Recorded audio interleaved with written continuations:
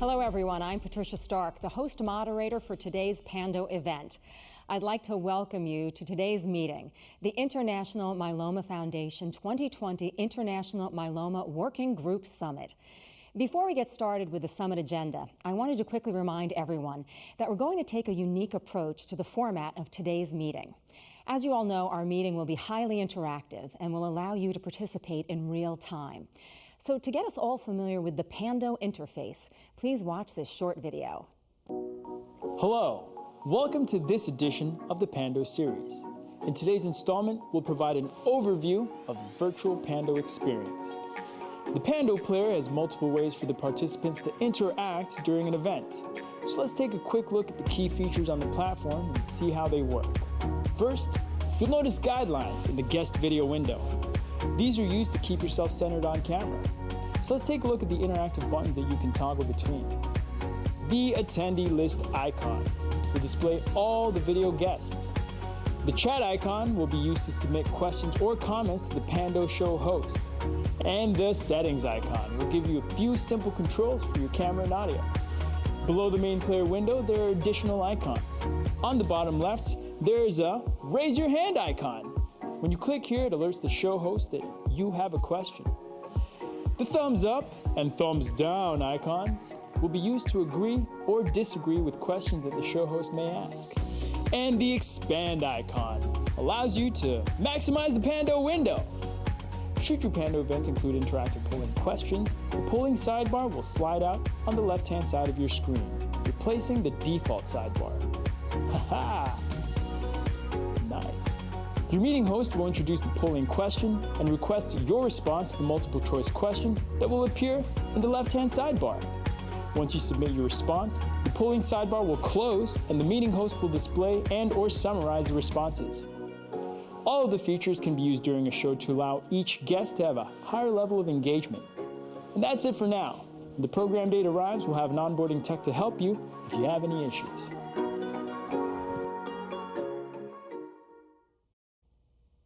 And just a quick note for those of you participating on an iPad, please be sure to remain stationary. Walking around or moving to another room may result in poor video quality and a decrease in your connection strength.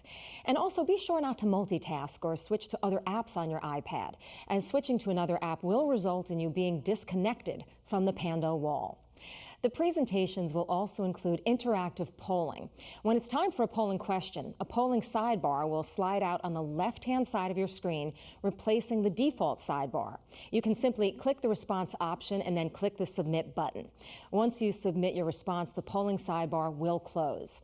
And now that we're all familiar with Pando, let's try some of the functionality right now.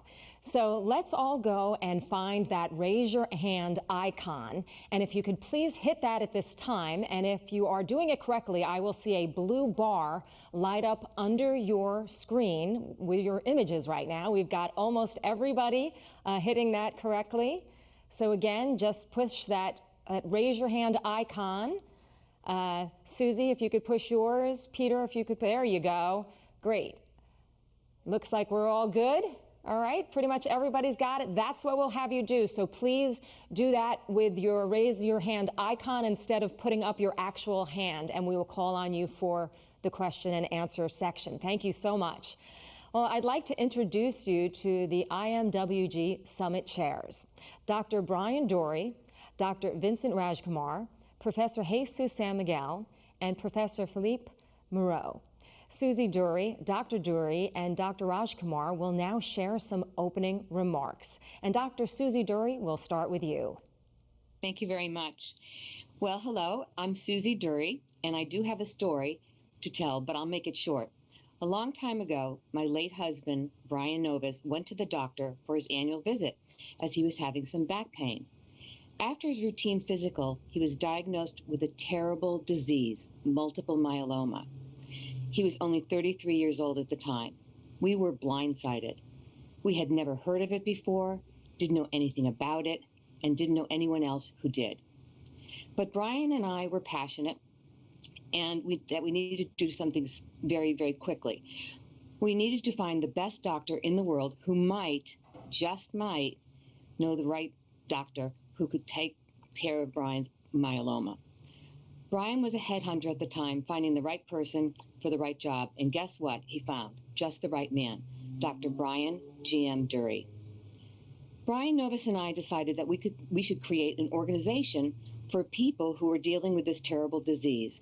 That was our mission from the very beginning, and it still is, to improve the quality of life while working towards prevention and a cure. We never wavered from that. Thanks to my wonderful and brilliant husband, Dr. Brian G.M. Dury, who is a world expert in this field, we knew if we could bring the myeloma experts from around the globe together, we just might find the cure for this deadly disease. So here we are today, 33 years later. And thanks to Brian Dury and his colleagues, they have been able to bring the myeloma community together, to work together collaboratively, to leave your ego at the door. And you know what? It worked. So here we are. Dr. Susie Dury, thank you so very much. And now let's hear from Dr. Brian Dury. Well, thank you so much. I'm very, very pleased to have this chance to welcome everyone to this 11th annual IMWG Summit for 2020. As you have learned, that this is a virtual summit and is using this Pando platform, which is highly interactive and has a format that allows a global audience to participate in a very unique way. So we really hope that you will both enjoy and utilize this format. The goal has been to retain the original structure of the summit, and so this means that we will start with our keynote address, which will be coming up shortly, and then today we will have our 4 plenary lectures, which will come immediately afterwards. Tomorrow, we will be hearing from the working group committees who have already met and formulated some initial plans for presentation tomorrow. And then afterwards, we will have time to discuss plans for the future. And throughout both today and tomorrow, there will be plenty of time for your input and active discussion. And so we are looking forward to a wonderful 2 days of discussion and very, very good output from this period. So in addition to the notation of the chairpersons, I'd like to acknowledge our sponsors. We have been very, very fortunate to have many sponsors for this global event. So we sincerely thank our sponsors. And they show up on both of these 2 slides. So really, really grateful to all of them for lending their support, even in these difficult times when we need to use this unique virtual mechanism to try to achieve what we would have done and would have enjoyed doing so much in person. So thank you. Thank you, Dr. Dury. And now I'd like to welcome Dr. Vincent Rajkumar. Hi. On behalf of my IMWG Summit co-chairs, welcome to this meeting. Good morning, good afternoon, good evening, good night, wherever you are. This is the 11th year of this meeting, and we have, over the last 10, 11 years, accomplished a lot, as you know, with new diagnostic criteria, new response criteria, new imaging criteria, guidelines for the treatment of newly diagnosed disease, relapse disease, and so on. We've also participated and collaborated on numerous research projects. So the goal of this summit is to continue this tradition. This is where stuff happens. This year, we are doing a virtual meeting. But those of you who are invited to this summit, this is a closed workshop, invitation-only summit. We all already interact virtually pretty much since we are all in different continents. We know how to do this, and I don't think that the fact that this is a virtual summit is going to hold any of you back from a really vibrant discussion, which is the characteristic of the IMWG Summit. Between close friends, distance doesn't matter a lot. Now, finally, the purpose of this is a real workshop. This is where brainstorming happens, so the more discussion, the better. We would like the speakers to keep their presentations short, to the point, and within the allotted time so that there's plenty of time for discussion. Remember that the audience are experts and they know the data, and so the more discussion we have, the better. So with this, I welcome you again, once again, and look forward to a great day and a great day tomorrow as well. So back to you, Patricia. Thank you, Dr. Rajkumar and Dr. Susie Dury and Dr. Brian Dury. So now it is time for our keynote presentation. I am very pleased to introduce you to Dr. Carrie Stephenson, whose presentation will be Clonal Expansions in Health and Disease. Dr. Stephenson is the founder and CEO of Reykjavik-based Decode Genetics. In Iceland, he has pioneered the use of population-scale genetics to understand variation in the sequence of the human genome. Dr. Stephenson's presentation has been pre-recorded for today's session, and we will view this now and then engage directly with Dr. Stephenson for an open discussion.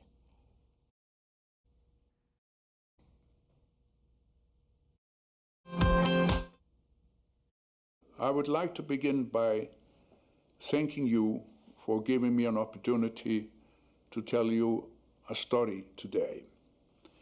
And it is the story of a little bit of work we have done at Decode Genetics over the past 24 years or so. And what we've been focused on is to study human diversity in the context of the diversity of the sequence of the human genome. And to do that, we have worked with two data sets. One of them data set on diversity in the sequence, and the other is a data set on diversity in phenotype. And then we have been looking for non-chance association between data points in the two data sets. We have started over the past few years to increase the complexity of the system we work with. And we have been adding proteomics data on the top of the genomics data. We have been adding transcriptome data on the top of the genomic data and proteomics data, but with a simple system where we are just looking for diversity in the sequence of the genome and a risk of human disease and other phenotypic components. We have made a discovery of a very large number of common variants in the sequence that are associated with risk of disease and the probability of other phenotypes. And it is important to keep in mind that the common sequence variants are the ones that came with us out of Africa or have been under positive selection. And even though each one of them confers relatively small risk of a disease, you can have a confluence of these variants that gives you large genetic risk, even though it accounts for very little heritability, because the common variants are then distributed over many chromosomes that segregate independently. We have also discovered a significant number of rare sequence variants that associate with risk of common diseases and other phenotypes. And these rare variants have large effect, because without the large effect, we would not have found them. And they are, most of them, very recent or under negative selection or both. But in our work on the genetics of common diseases, in the work that was focused on finding correlation between variants in the sequence and the risk of a disease, we discovered that we would have to have the system a bit more complicated. We would have to account for changes in diversity in the sequence, changes that occur through gene conversions, recombinations, and de novo mutations. And keep in mind that for us to be able, if we take the de novo mutations, the only way in which you can find de novo mutations really is that if there is an expansion of the clone of cells that are descendants of the cell where the mutation took place. And actually, if you think about de novo germline mutations, they are basically mutations we can pick up in people, because they are nothing but a consequence of the expansion of the clone of a cell that we call fertilized egg. And actually, it is interesting that each one of us inherits about 70 to 75 de novo mutations that come, some of them from the father, some of them from the mother. And actually, there is a correlation between the number of de novo mutations you inherit and the age of your parents when you're conceived. And about 80% of the AIDS-related increase in de novo mutation is rooted in the paternal genome, only 20% in the maternal genome. And actually, if you take a child that is conceived by a 40-year-old father, it has twice the number of de novo mutation as the child that is conceived by a 20-year-old father. And these mutations are not inconsequential, because a child that is conceived by a 40-year-old father is 2 to 3 times more likely to develop schizophrenia and autism than a child that is conceived by a 20-year-old father. And the same applies to all kinds of cancers of early childhood.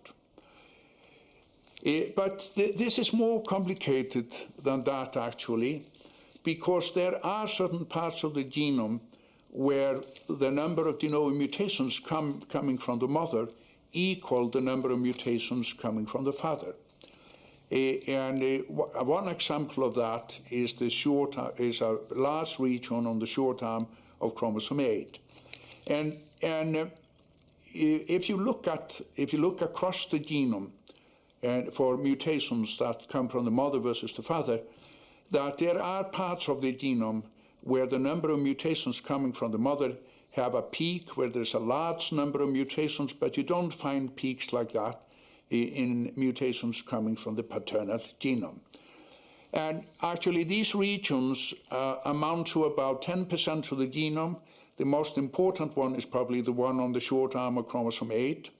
These mutations are not just any mutations, they are mostly CT mutations that are probably rooted in the repair of double-stranded breaks, which are common in these regions.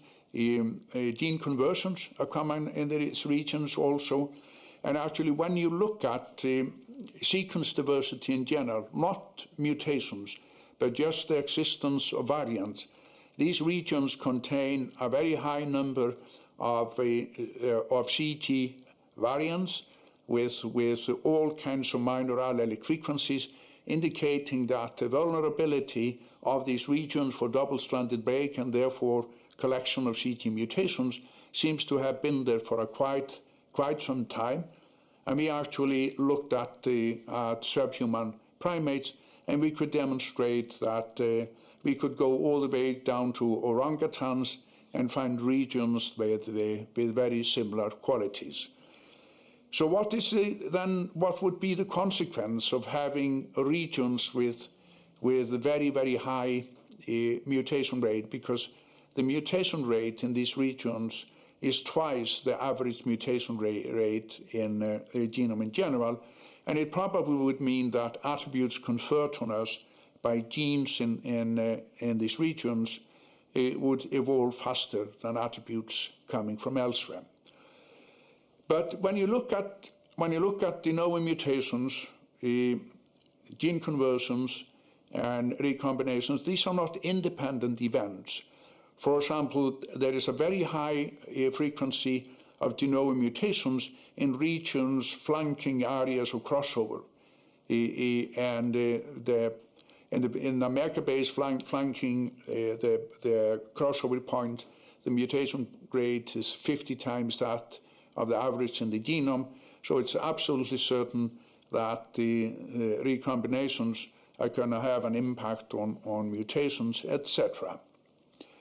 Then the question is, if you look at the de novo germline mutations in the context of the history of the expanding clone that becomes the individual, when does the mutation happen? Is there a way for us to determine that? And actually, we set out to study the sharing of de novo mutations by siblings, and which offers on all kinds of opportunities in timing mutations. So if the mutation happens before the primordial germ cell specification, before it is decided that a cell is going to become a germ cell, become an egg or a sperm, then the mutation is going to bound to be found in most of the germ cells and also be found in the soma of the parent. because the cell then is not just going to make germ cells, but also cells in other parts of the body of the parent. And actually, one of the ways in which you can determine the probability that a de novo mutation is going to be shared by other siblings. And this is important in the context of pathogenic mutations. Parents of a child that is born with a bad disease caused by a de novo mutation, they frequently ask the question, how likely is it that if we have another child, it is going to suffer from the same disease?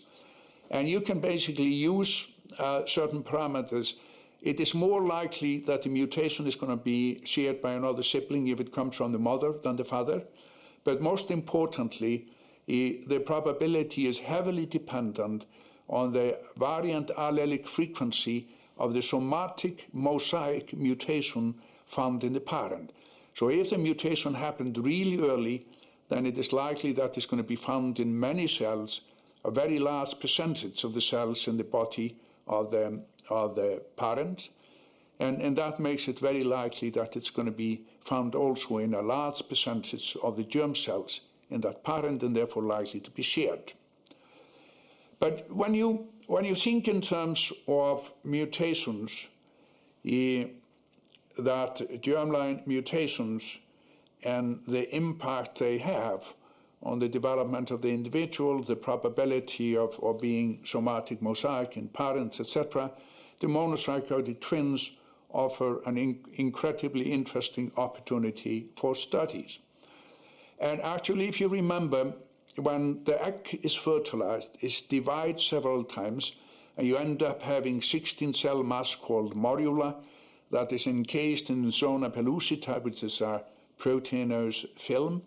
And then it develops into the blastocyst, and in the inner side of this cyst that we call blastocyst is the inner cell mass, and the cells in the inner cell mass give rise to the individual, be it a singleton or be it a twin or a triplet. And we actually set out to study about 300 monozygotic twins, and we found all kinds of combinations when we were looking at the de novo mutations in one twin versus another. So we found monozygotic twins where one of the twins had variant allelic frequency of a de novo mutation that was 50%, which means that it is in all cells of his body, but in the other twin we couldn't find the mutation. That means that one of the twins was formed solely by the descendant of the cell where the mutation took place, and the other twin was formed by something totally different. Then we found twins where one of the twin had a variant allelic frequency of 50%, simply formed by the descendant of the cell where the mutation took place and nothing else. But the other twin had the variant allelic frequency of 10%, which means that this mutation was only present in 20% of the cells in his body, which means that he was formed in part by the descendants of the cell where the mutation took place, but mostly by something else. And when we look at all of these combinations we found, it looks like it is completely by coincidence which cells from the inner cell mass lead to the individual that is formed. So this all begins with some sort of serendipity. And it also looks like, almost like every time that an egg is fertilized, that there is a beginning of more than one individual, but then selection takes place, and in most instances it ends up at a singleton, but occasionally monozygotic twin, and very, very rarely monozygotic triplets. But if we then go away from looking at these very early mutations, which in many ways are just somatic mutations in the early embryo of the parent that leads to the child, and begin to look at other somatic mutations that happen at the other end of life. And all of us know that, you know, all cancer basically is a mutational disorder. But if you look at the kind of somatic mutations that we see relatively frequently, the ones in clonal hematopoiesis give us one example of that. And, all of you know that clonal hematopoiesis arises when a single hematopoietic stem cell lineage contributes disproportionately to the population of normal mature blood cells. And most often, in the past at least, clonal hematopoiesis has been defined on the basis of specific mutations, the so-called driver mutation, the pre-leukemic driver mutations. But what and then people have also been using whole exome sequencing, looking for mutations that can characterize clonal expansion. But we used whole genome sequencing based on the assumption that all cells will have a barcode of mutations, or all cells or all cell clones will have a barcode of mutations. And when we do that, it is clear that the older the individual gets, the greater is the probability that he will have clonal hematopoiesis.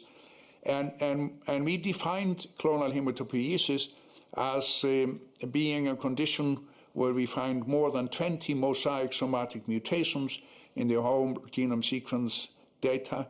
And we call them first the whole genome sequence outliers, and basically only 0.5% of individuals 35 years or less have 20 such mutations. And when we looked at the whole genome sequence data from about 11,000 individuals, 12.5% of them have clonal hematopoiesis. But when we look at individuals who are over 85 years of age, more than 50% of them have clonal hematopoiesis, whereas only 0.5% of those less than 35 years of age. And if we then compare the number of the percentage of individuals diagnosed or defined as having clonal hematopoiesis based on the whole genome sequence data versus whole exome sequence data versus the candidate mutations, and it's absolutely clear that overwhelming majority is only found through the use of whole genome sequence data and would be missed by whole exome or candidate gene methods. And then if we look at how the whole genome, how the clonal hematopoiesis defined in this way, how it correlates with biological phenomena that have been shown to correlate with clonal hematopoiesis defined in the other ways. And for example, the clonal hematopoiesis defined with whole genome sequence data correlates with increased rates of all-cause mortality, just like the clonal hematopoiesis defined in the other ways. Furthermore, it associates with increased risk of hematological malignancies, like the clonal hematopoiesis defined in the other ways. And what is interesting is that the greater the number of somatic mosaic mutations found, the higher the probability or the greater the risk of the hematological malignancies. We can also show that the clonal hematopoiesis associates with all kinds of phenotypes, including quantitative phenotypes, but the other phenotypes like smoking, etc., and psychiatric diseases can all be explained by the association with the risk of cancer, and it is very unlikely that the clonal hematopoiesis has any impact really on the function of the brain. We did a genome-wide association study searching for variants that associate with the risk of clonal hematopoiesis, and we found a variant in the TERT gene that has a allelic frequency of 40%, confers an odds ratio of 1.37, with a p-value of 10 in the power of -12. And it's interesting that we had previously shown that sequence variants in the TERT locus associate with many cancer types. But then, if you take a step back and we ask the question, can we demonstrate that that clonal expansion has an impact on the development of other diseases than cancer? Cancer being caused by abnormal clonal expansion? Are there other diseases that are caused by what we could call normal clonal expansion? And you know, this is important because for mutations to have an effect, there has to be an expansion. There has to be an expansion of the clone that is rooted in cells that are descendants of the cell where the mutation took place. And actually, we have one example, which is in the case of the microdeletion in chromosome 15q11.2, that has been shown to associate with the risk of attention deficit hyperactivity disorder, schizophrenia, autism, and even idiopathic generalized epilepsy. And the question is, how can one mutation cause this large diversity of disorders? And one of the things that my hypothesis, which is probably incorrect, is that the brain is formed through enormous cell proliferation. If you take a section from a brain of a neonatal brain and you stain it with hematoxylin eosin, it stains blue because it is packed with nuclei. So there has been enormous cell proliferation that leads to the development of the brain. We also know that there are various parts of the brain that are formed through clonal expansion. The various nuclei in the brain, the parts of cortex, etc. So my hypothesis is that in the case of schizophrenia, there is a loss of heterozygosity of this mutation in a group of cells that lead to the formation of one part of the brain in the case of autism, and other parts of the brain in the case of epilepsy, the third, etc.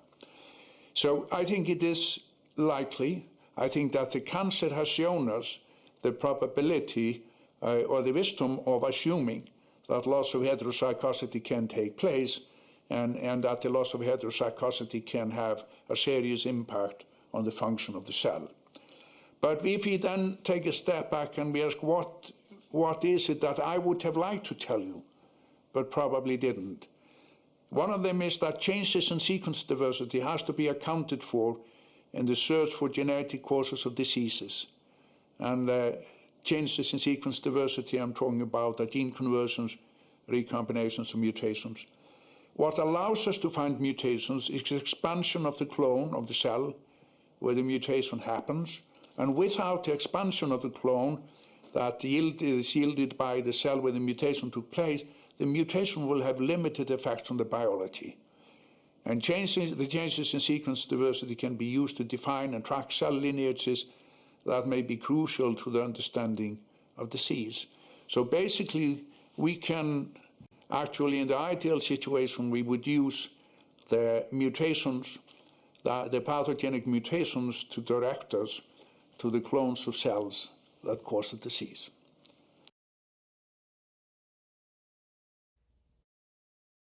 Thank you very much, Dr. Stephenson. Well, now it's time for the Q&A discussion session. Before we engage our on-wall participants, Dr. Dorey, do you have any initial comments or thoughts that you'd like to share?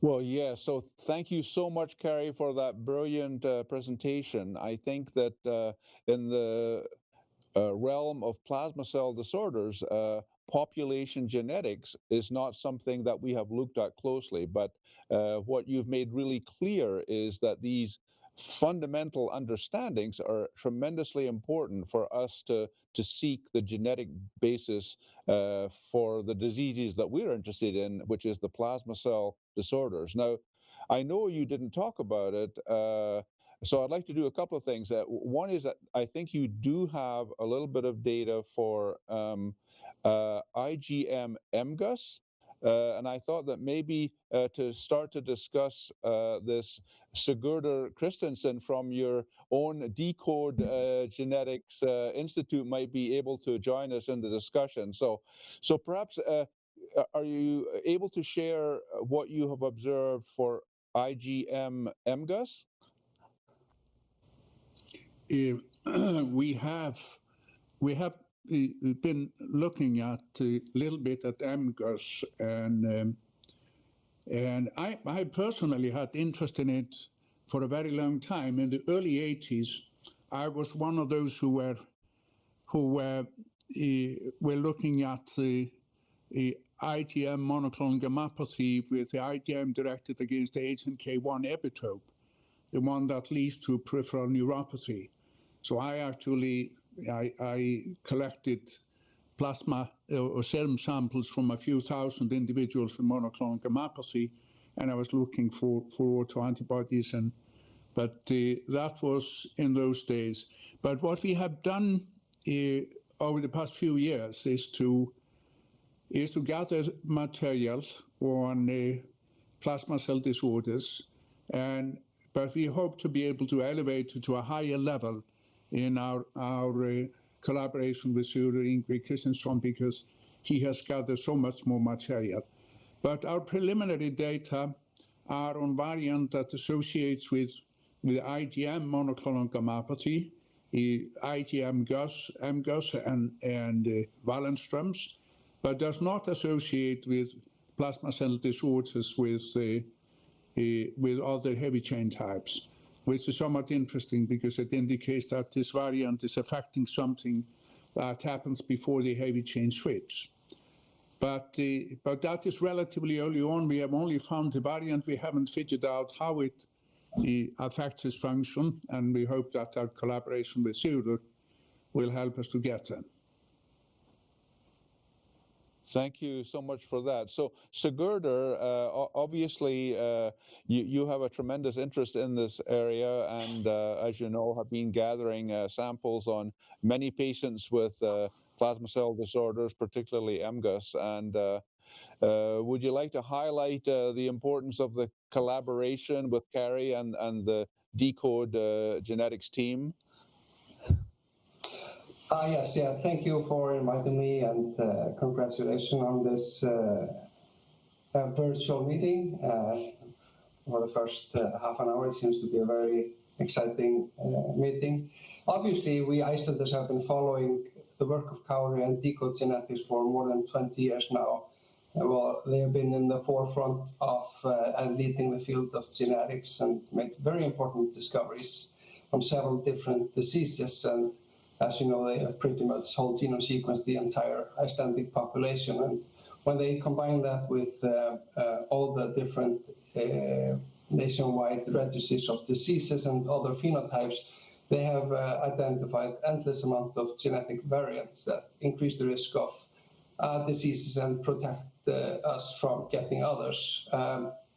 Obviously, that's a very important insight into the mechanism of disease and might lead to potential targets for therapy. Also, they have done a lot of work on hematology and on oncology, and I have been fortunate enough to work with them on some of these diseases, and this goes from benign hematology to malignant disease, and most recently this work what Kari presented today on clonal hematopoiesis. Also, Kari has obviously helped us and had a lot of impact on the iStop study, where we invited all Icelanders 40 years and older to a screening study for MGUS and myeloma.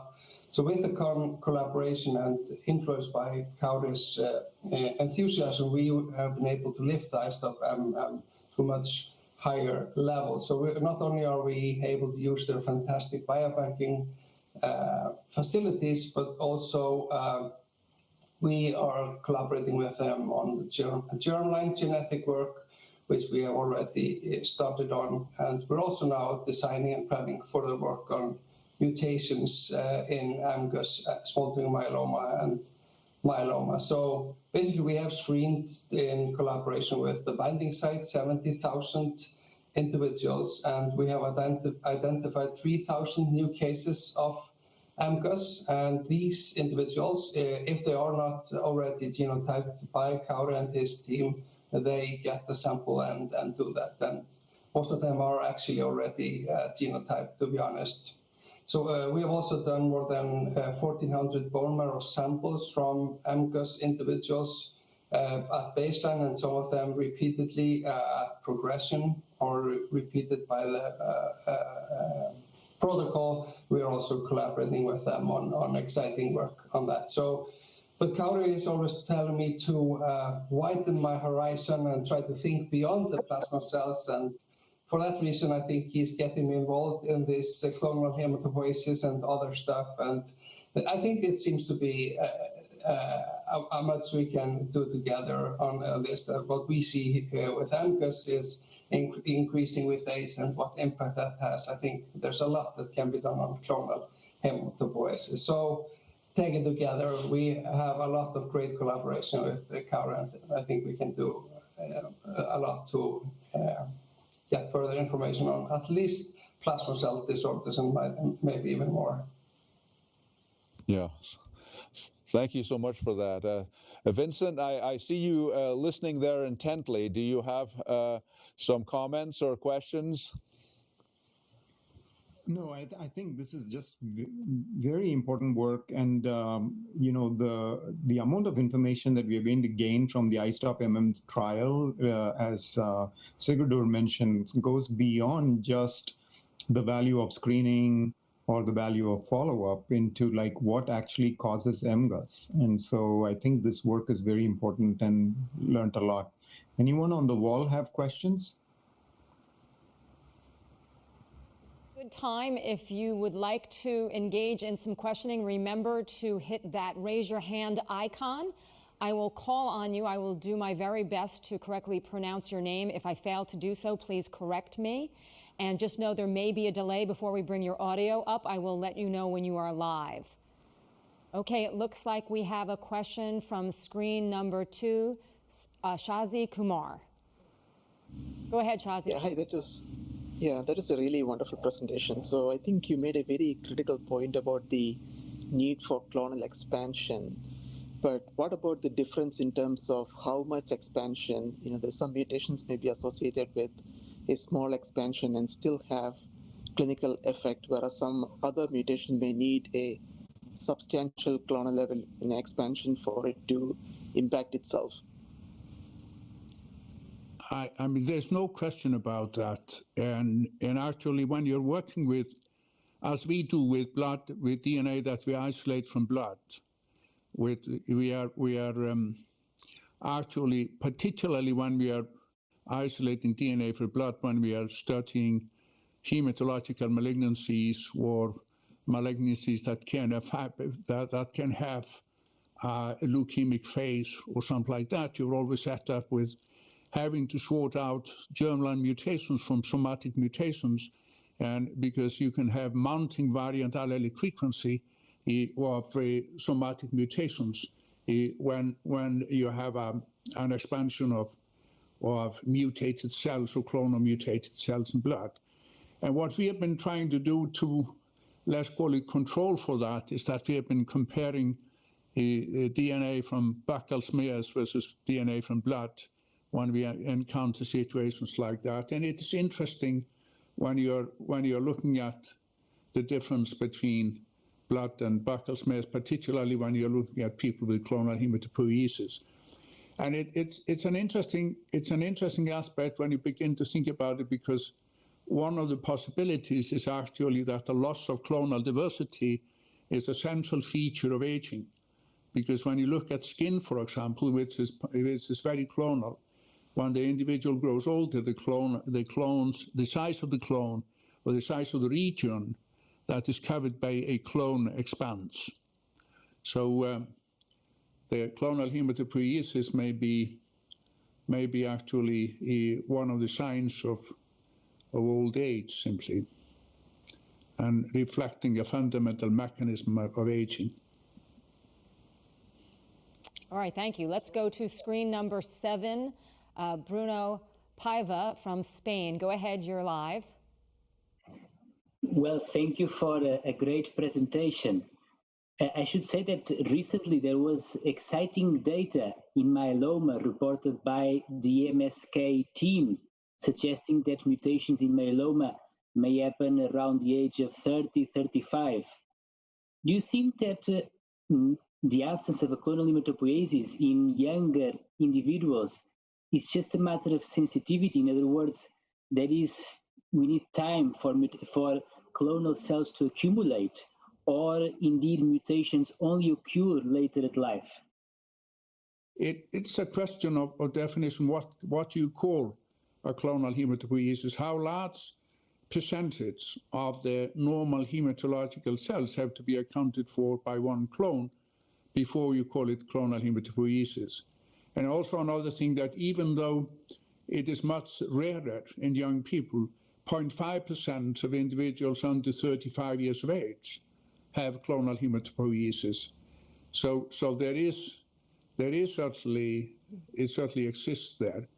And one of the concerns you may of course have when you're looking at clonal hematopoiesis in very young people is that it may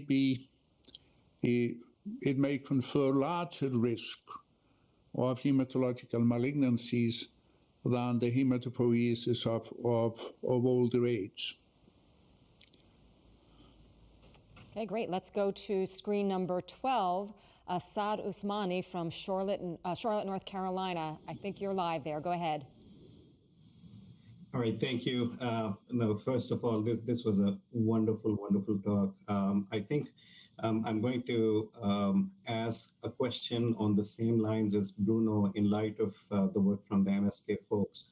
We do recognize that, one feature of plasma cell disorder development is the phenomenon of immune paresis. So, since many of these abnormalities, can be detected at an earlier age, what are your thoughts around immune surveillance and the failure to do so, as a function of aging, along with the mutational burden playing a role in that progression?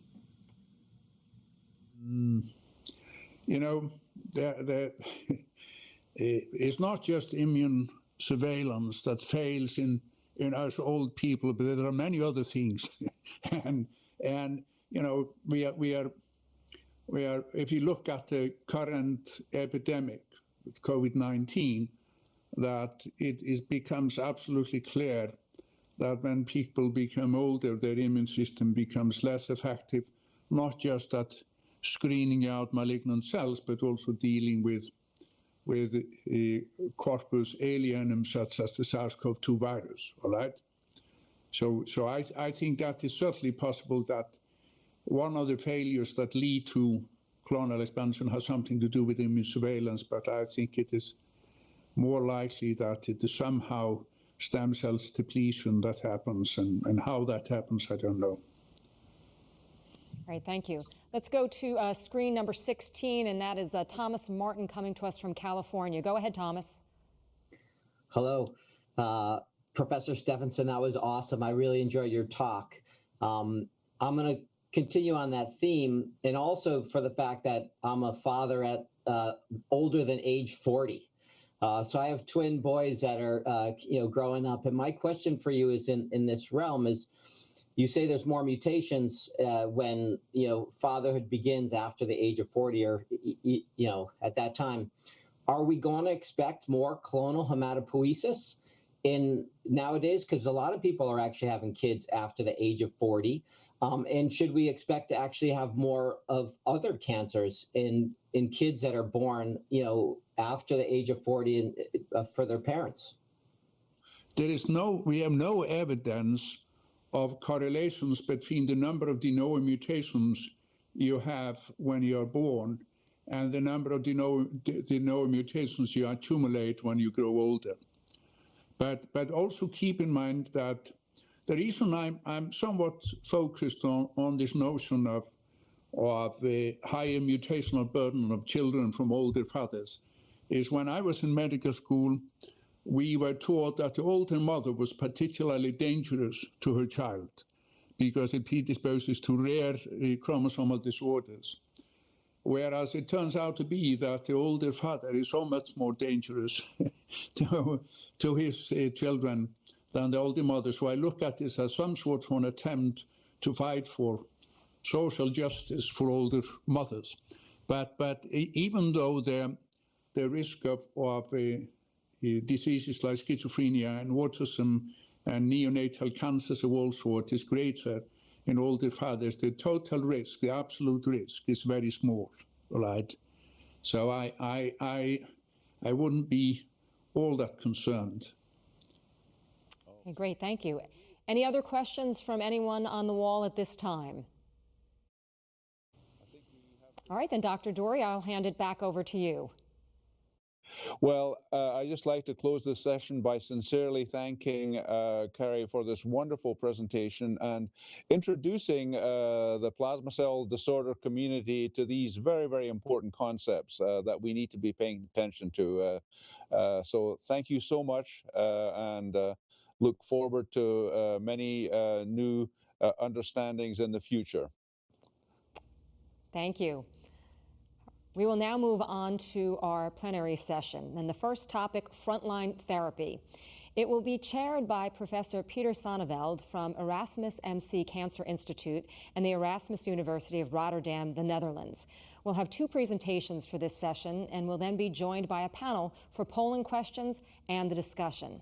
I'll turn it over now to Dr. Peter Sonneveld to open up the topic. Thank you, Patricia, and welcome all the audience to this first plenary session on frontline therapy. Over the past years, 12 new drugs, maybe more, have been introduced to the treatment of multiple myeloma, and some of them have now made it also to frontline therapy. So it's very important to discuss their place and whether we should use all these drugs or as much as we can, as many as we can, in frontline therapy. To discuss these topics, we have two very important and experienced speakers. The first one is Dr. Raikumar, who we have already seen in the panel, who will speak on frontline therapy and the optimal regimen. And the other speaker will be Dr. Paul Richardson, who will speak on the use of quadruple regimens in frontline therapy. Patricia. Thank you. Our first presenter is Dr. Vincent Rajkumar from Mayo Clinic in Rochester. He'll be presenting on optimal treatment for newly diagnosed myeloma. Dr. Rajkumar, we give it to you. Thank you, Patricia, and thanks to everybody who's listening. I will be talking on the optimal treatment of myeloma with the current standards of triplets, and Dr. Richardson will be looking at the role of quadruplets now and beyond. I have no conflicts to disclose. As you know, there are numerous randomized controlled trials that have been done for the treatment of newly diagnosed myeloma. I don't need to go through them all. The most important one that has really established the current standard of care in the US and many countries is the one led by Dr. Brian Dury, the SWOG S0777 trial. This compared VRD, bortezomib Lendex versus Lendex. And as you can see here, there is a significant improvement in progression-free survival with the use of VRD as well as overall survival. In fact, it takes about a median of 4 years if you start a patient on VRD to see the first relapse, even without transplant. And progression-free and overall survival is about 6 years in this group, which is quite good. Now, if you look at VRD as a regimen, you can see that it basically uses 6 months of a triplet followed by a doublet. And so you have to keep this in mind. It is not a triplet versus doublet trial. It's VRD is used as a triplet for only 6 months.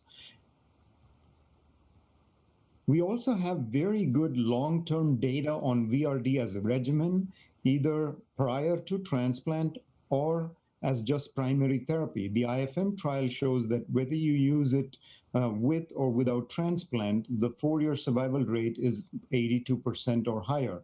And there is therefore good long-term data on safety of VRD from these two large randomized trials. And this is really why VRD is used as the standard treatment for multiple myeloma and newly diagnosed disease. And the only reasons why other regimens like BTD, BCD, or melphalan-containing triplets are used in some countries is not because they feel that those regimens are better than VRD, but it's mainly because of an access issue, that the drugs are not approved, like lenalidomide is not approved in frontline setting, or VRD is not approved as a regimen in the frontline setting, or is not available.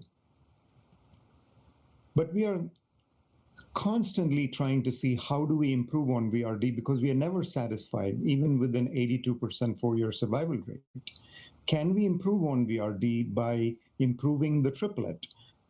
We could switch out the proteasome inhibitor to a more potent proteasome inhibitor, carfilzomib, or we could just take the proteasome inhibitor out and use a monoclonal antibody such as daratumumab instead. Another way of improving on VRD is to simply add another drug, a quadruplet, and Dr. Richardson will cover this. Of course, when you add an extra drug, you're adding cost and toxicity in exchange for possible benefit. Now, if you look at this slide, if you look at this slide, the endurance trial, this was presented at ASCO at the plenary session by my colleague, Dr. Shaji Kumar. It asked the first question: can you improve on VRD by changing the proteasome inhibitor to something that is more potent? In phase 2 trials, KRD or carfilzomib Lendex seemed to have a better depth of response, better MRD negative rate, and that was the reason for this trial. However, what we found in this trial with over 1,100 patients enrolled, if there was a benefit, we would have seen it, given the trial is so large, is that there was no improvement in progression-free survival and no improvement in overall survival. The trial did not include patients with deletion 17p or 1416 or 1420. So the high-risk patient population, we still need more clarity. But at least in the vast majority of myeloma patients, which is all standard risk patients and the 414 patients, there doesn't seem to be a specific benefit of using KRD versus VRD. On the other hand, we do know that KRD at conventional doses costs $100,000 more per year and $200,000 more per year if you use the 56 milligram per meter squared twice a week dose. The other thing to keep in mind is that this regimen in this trial was associated with significantly higher grade 3-4 cardiac pulmonary renal toxicity compared to VRD. So I don't think KRD is going to be the answer to replace VRD. The other contender is daratumumab Lendex, and this was studied in the Maya trial. Daratumumab was used instead of bortezomib, and here you can see a significant improvement in progression-free survival with the use of daratumumab Lendex over Lendex alone. So this is really a very good alternative.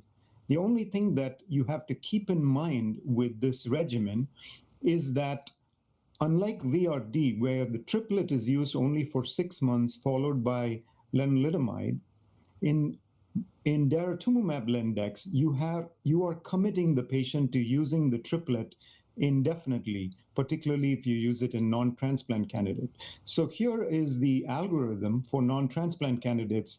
We do have an alternative of using VRD for about 6 months, 8 to 12 cycles, followed by Len, or DRD as the triplet.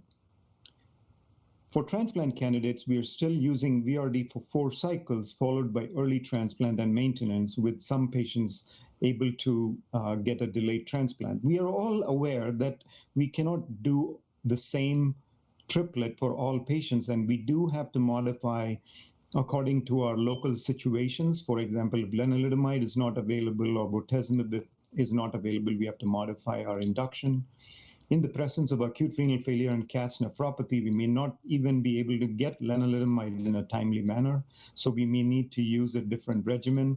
And there are some patients who present with extremely aggressive disease, plasma cell leukemia, extramedullary disease, where even without data, we may have to use a quadruplet. So I will close with this, and we will take questions after Dr. Richardson talk, but thank you very much for your attention. Thank you, Dr. Rajkumar. I am sure that people are ready to ask questions about the presentation, but as you said, we will hold off until after our next speaker. Our second presenter will be Dr. Paul Richardson from Dana-Farber Cancer Institute, and he'll be presenting on where are we with quadruplet therapy in the frontline setting. Dr. Richardson, over to you. Great. Thank you very much, Patricia, and it's wonderful to be here, and it's really a fabulous forum, and a special thanks to Vincent, Brian, and Susie for putting on such a wonderful meeting, and it's just great to see everyone.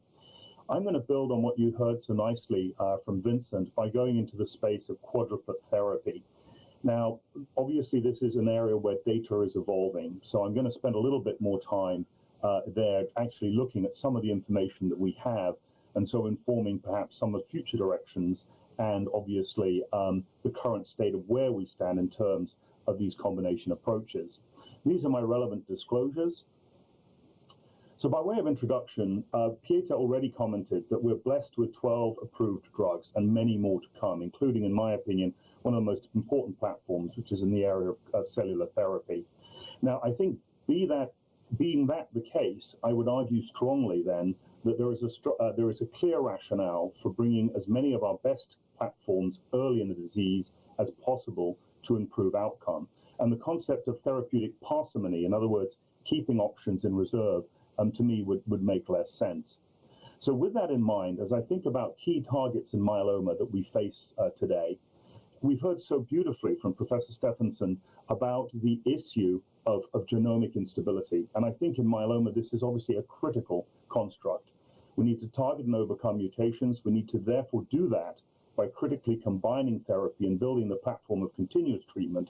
And I was so struck as I listened to Professor Stevenson's presentation about the evolving position and timing of transplant with high-dose melphalan in that same construct. So in that context as well, I think it's very important to emphasize how important immune suppression is, or rather overcoming immune suppression, restoring myeloma immunity early in the disease matters. So with that in mind, I would argue that the past is illustrated on the left of this slide, and now in the future, we're looking at therapeutic opportunity that is actually, in my view, relatively unparalleled. We have triplets that are now well established, as Vincent so nicely outlined. We have tailored triplets that can be adapted to different scenarios. And now we have the real impact of not only monoclonal antibodies in terms of one or two, but now several. And in that same context as well, choices of proteasome inhibitors that could arguably be best integrated to meet and tailor risk. So with that in mind, let's touch now on some of the data. I want to first and foremost acknowledge the work of Marie Mateus and her colleagues with developing the first platform of daratumumab, bortezomib, melphalan, and prednisone in this context. And what Marie did and updated the recent ASH meeting was to show a couple of points that are simple takeaways.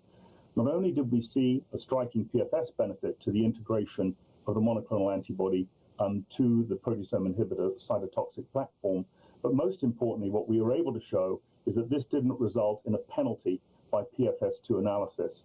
And finally, and most importantly, what she was able to show was a substantial survival benefit. So bringing your best 4 drugs up front in this particular context did not result in a penalty later, which I think is very important. Now, we all recognize, obviously, the limitations of melphalan. We also recognize that the field is moving to this immunomodulator and proteasome inhibitor-based platform as the foundation triplet. And Vincent summarized that very nicely. As we try to add to the RBD platform, I do want to first acknowledge our efforts with chemotherapeutics. And I think in there lies a cautionary tale. Andres Jakubowiak led our study of RVD plus liposomal doxorubicin, and Shaji, Vincent, and I all worked together on the Evolution trial.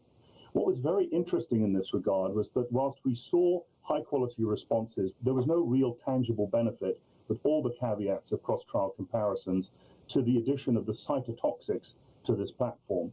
And this lent the question to whether or not we should actually move in the direction of novel drugs being added to the novel platform.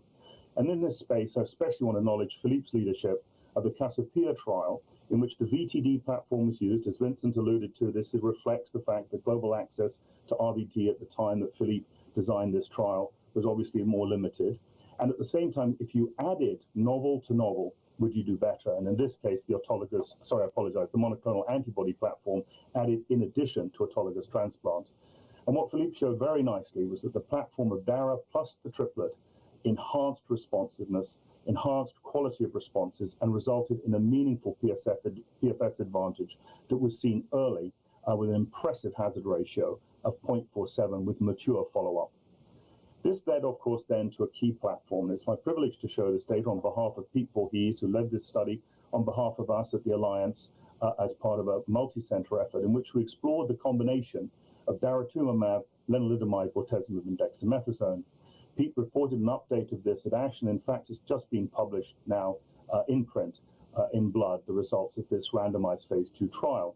And what you can see from this particular slide here is the high quality of responses in support of the 4 drugs over the 2, as measured by stringent CR. But what's really important in my view is that that depth and quality of response improves over time. And the maturity of this data now is continuing to show us real benefit. That responses deepened over time on the one hand, and at the same time, if we looked at MRD as a surrogate endpoint, the outcomes were increasingly impressive in terms of the quality of MRD followed over time.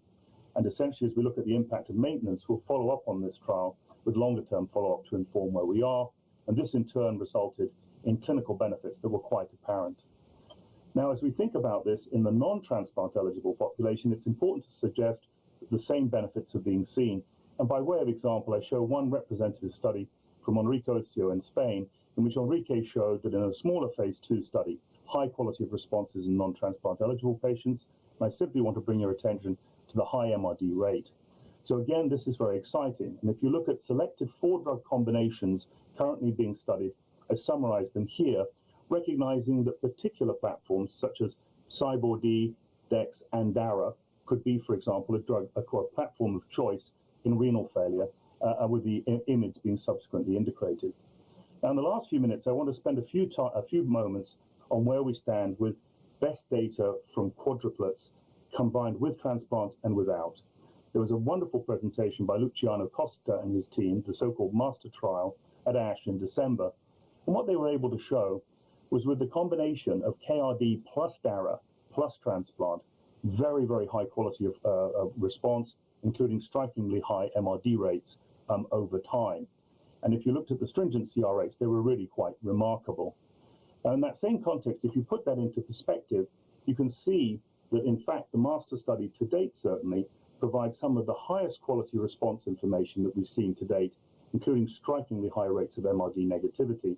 Now, obviously, we have to see how this translates in the longer term, not least because obviously there's the impact of high-dose melphalan in that mix, which we're trying to figure out and understand. And great data is coming out very soon, which I think will help us and builds on the points that were made so nicely by Professor Stephenson, not least.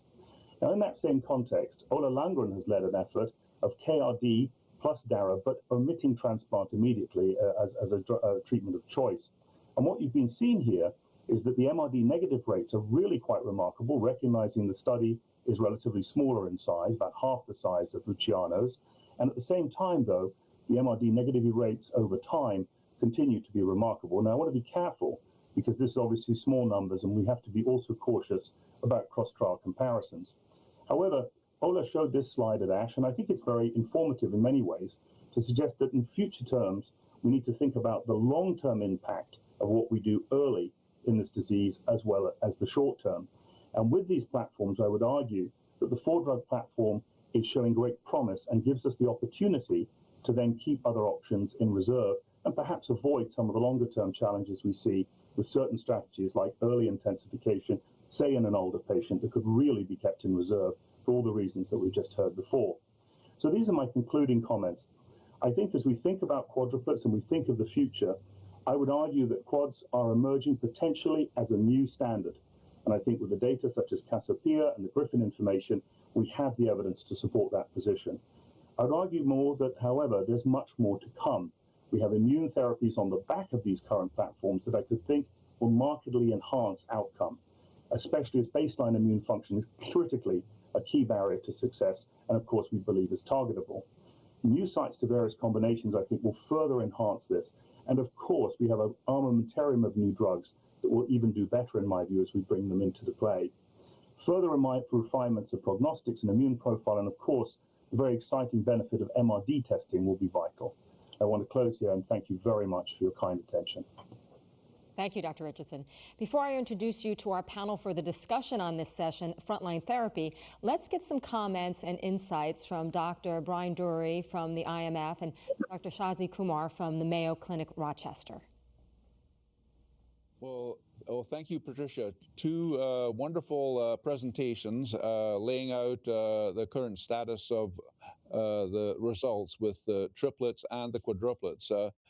The key question that comes to my mind, which both of our presenters and Peter might want to to comment on is, where are we in the use of deep response, MRD testing, in saying that one regimen is decisively better than another? It's clear that already the quadruplets are producing more deep MRD negative responses, but where are we in perhaps using that as an endpoint to say that the one treatment is preferred versus waiting to see actual overall survival benefit? So maybe Vincent is one person I know who is especially interested in this point. Yeah. Brian, what I would say is that there are some unanswered questions. I think I agree with Paul that, quadruplets will probably play a role in the disease soon. But like you said, the unanswered question is, can we use MRD as a surrogate endpoint in newly diagnosed myeloma instead of waiting for overall survival results or PFS results to come by? And that's a hard question. I think we should wait for overall survival, and I think we will get it soon. As you saw with the Cassiopeia trial, DARA VTD does have a significant overall survival advantage over VTD. And we just have to see if the same thing pans out with VRD. And the other question that will come up, particularly given the whole world is, also worried about economics of cancer care, is whether every single person needs 4 drugs when you can get outstanding results with the triplet. And so Shaji's EQUATE trial, which should open anytime soon, will answer that question, because it'll use MRD to decide who gets benefit from the 4th drug. Right. Thank you. Shaji, what do you think? Yeah. So I think, thanks Vincent and Paul, I think, for setting the stage for this discussion here. I think we are in a way at an inflection point in terms of how we deal with myeloma. It's not really a debate of whether 4 is right or 3 is right. I think it's more of a conceptual questions that come up. The first question is, obviously, not everybody needs 4 drugs to get to MRD negativity. And if we really think our goal in myeloma is to control, get the deepest possible response and keep it there, then I think it's important question to answer is who really benefits from the 4th drug, whether it be genomically guided in terms of risk status or other factors is something we need to identify. The second important concept that we didn't talk about but was alluded to in the master trial is the whole concept of how long should we continue therapy.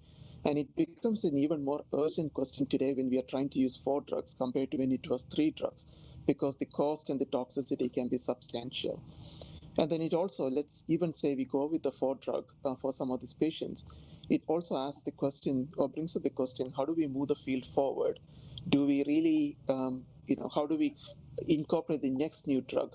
What do we replace in the 4 drug regimen? And then we really need to think about clinical trial designs that will answer those questions, particularly the use of surrogate endpoints like MRD negativity. Okay, thank you. Mm-hmm. All right, well, we'll now be joined by our session chair, Professor Sonneveld, and we'll welcome back our 2 presenters, Dr. Rajkumar and Dr. Richardson. And we'll have polling questions for this section. But before we get to those, Professor Sonneveld, do you want to address the panel for initial questions and feedback? And then when you're ready, we can get to the polling questions? Yes, please. I would like to thank both speakers and ask the panel and the speakers on what, in my view, is a very important topic, and that is who should get a quadruple regimen, and is it time to conduct risk-adapted therapy trials, and what should be the optimal design? Just MRD guided or more risk factors included? And this will also be important for the near future when we introduce new immune therapies in earlier lines of treatment. So please, who would like to comment to this? If I may, Pietro, I would say, and thank you very much. Pietro, if I may, I think that this construct of a risk-adapted approach makes great sense. And I think Shaji touched on it very nicely, that Not every patient needs all 4 drugs, obviously, but if an induction remission strategy can achieve high quality response, can be adapted for risk, and then at the same time, a maintenance approach can be accordingly adapted, again, to sort of a less intensive approach, I think that's very important. And I'm very struck by the importance of this information as we think about some of the strategies that I hope we can actually put to one side in the future and keep in reserve. Struck by 2 things. One, that in the Stamina trial, long-term follow-up is showing that tandem transplantation benefited high-risk patients, which I think is really very interesting, pointing to this construct that stemness matters. So the question then becomes, obviously transplant we're thinking of as an option for patients that can be kept increasingly in reserve. Then the question is, how do you target that stemness, and how do we better interrogate that? So I think the whole idea of a tailored approach with an adaptive design really makes sense. And again, what we'd hoped in our discussion was to really bring out where we're going in terms of designs. And I know, for example, Philippe is pioneering in our IFM Dana-Farber partnership a very adaptive approach with the next trial that's going to be performed in the IFM addressing this question. So, and another question, should we differentiate 4-drug combo for the transplant-eligible patients and a 3-drug combo for the older? Is that something that we can envisage? That's a good question. I'd love Vincent's thoughts on that. I personally think, again, it's adaptive, and I would argue that we shouldn't be parsimonious with the elderly. For example, a high-risk patient who has 1Q amplification, a proteasome inhibitor and an IMiD, then arguably plus an antibody if they have higher risk features, should be offered that option, in my opinion. I think the issue is then dialing down once high-quality response is achieved. Okay, I think I have to give the floor back to Patricia because of time, that we move on to the polling questions. Thank you. Yes, so our first polling question, do you see quadruplets with VRD most likely as new standard of care? Yes or no? If you could all please answer.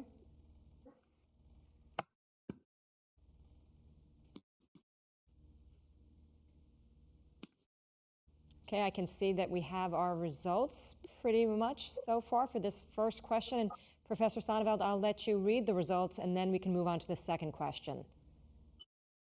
So there's an overwhelming majority for yes.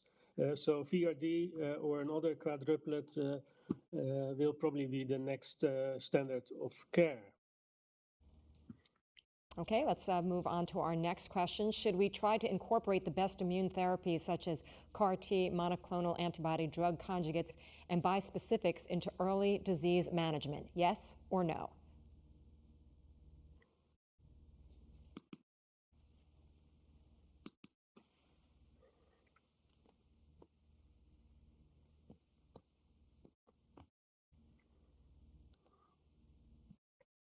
And Professor Sonneveld, if you can read those results, and then we'll move on to our discussion.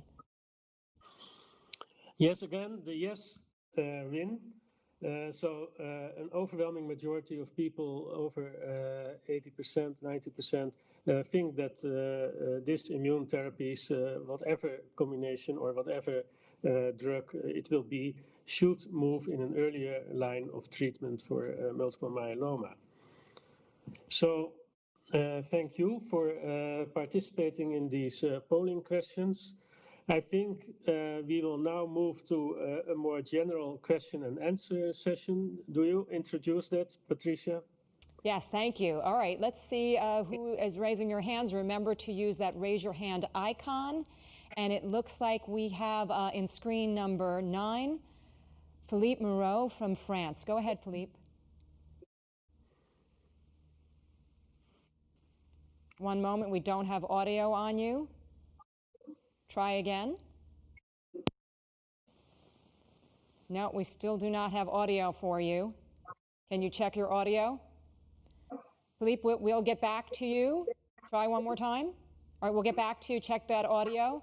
Let's go to screen number 17, and we have Mohammed Moti, and I believe that you're live. Go ahead. Hi, thank you very much for lovely talks. Could it be that there is a role for the quadruplet regimens in the high-risk cytogenetics, because we spoke about the differentiation between transplant eligible versus non-transplant eligible. Can we reason differently by high-risk cytogenetics versus standard risk? I think some of the important points that were made was that the future trials should be, it's very easy to do 4 versus 5 or 5 versus 6, because as long as the MRD rate is not 100%, you can always improve on it by adding another drug.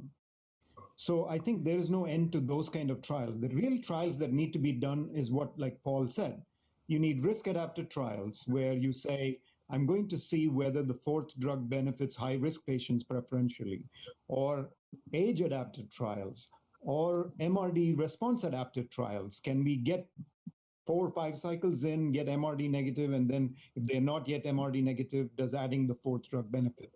Those trials are critical. And then, as Dr. Shaji Kumar mentioned, if we just do trials where it's time to progression, then 4 drugs forever would mean 5-6 years of continuous 4 drugs. So somebody has to do trials where you ask the question, 4 drugs given till progression versus for 1 year and stop and just put Len maintenance and see if there is a difference in outcome. So a lot of the new trials we have to think about. I know the company trials will continue to be, the next generation will be 5 versus 4, but we need to start thinking about these new trial designs, particularly, like you said, risk adapted, particularly high risk patients having another strategy.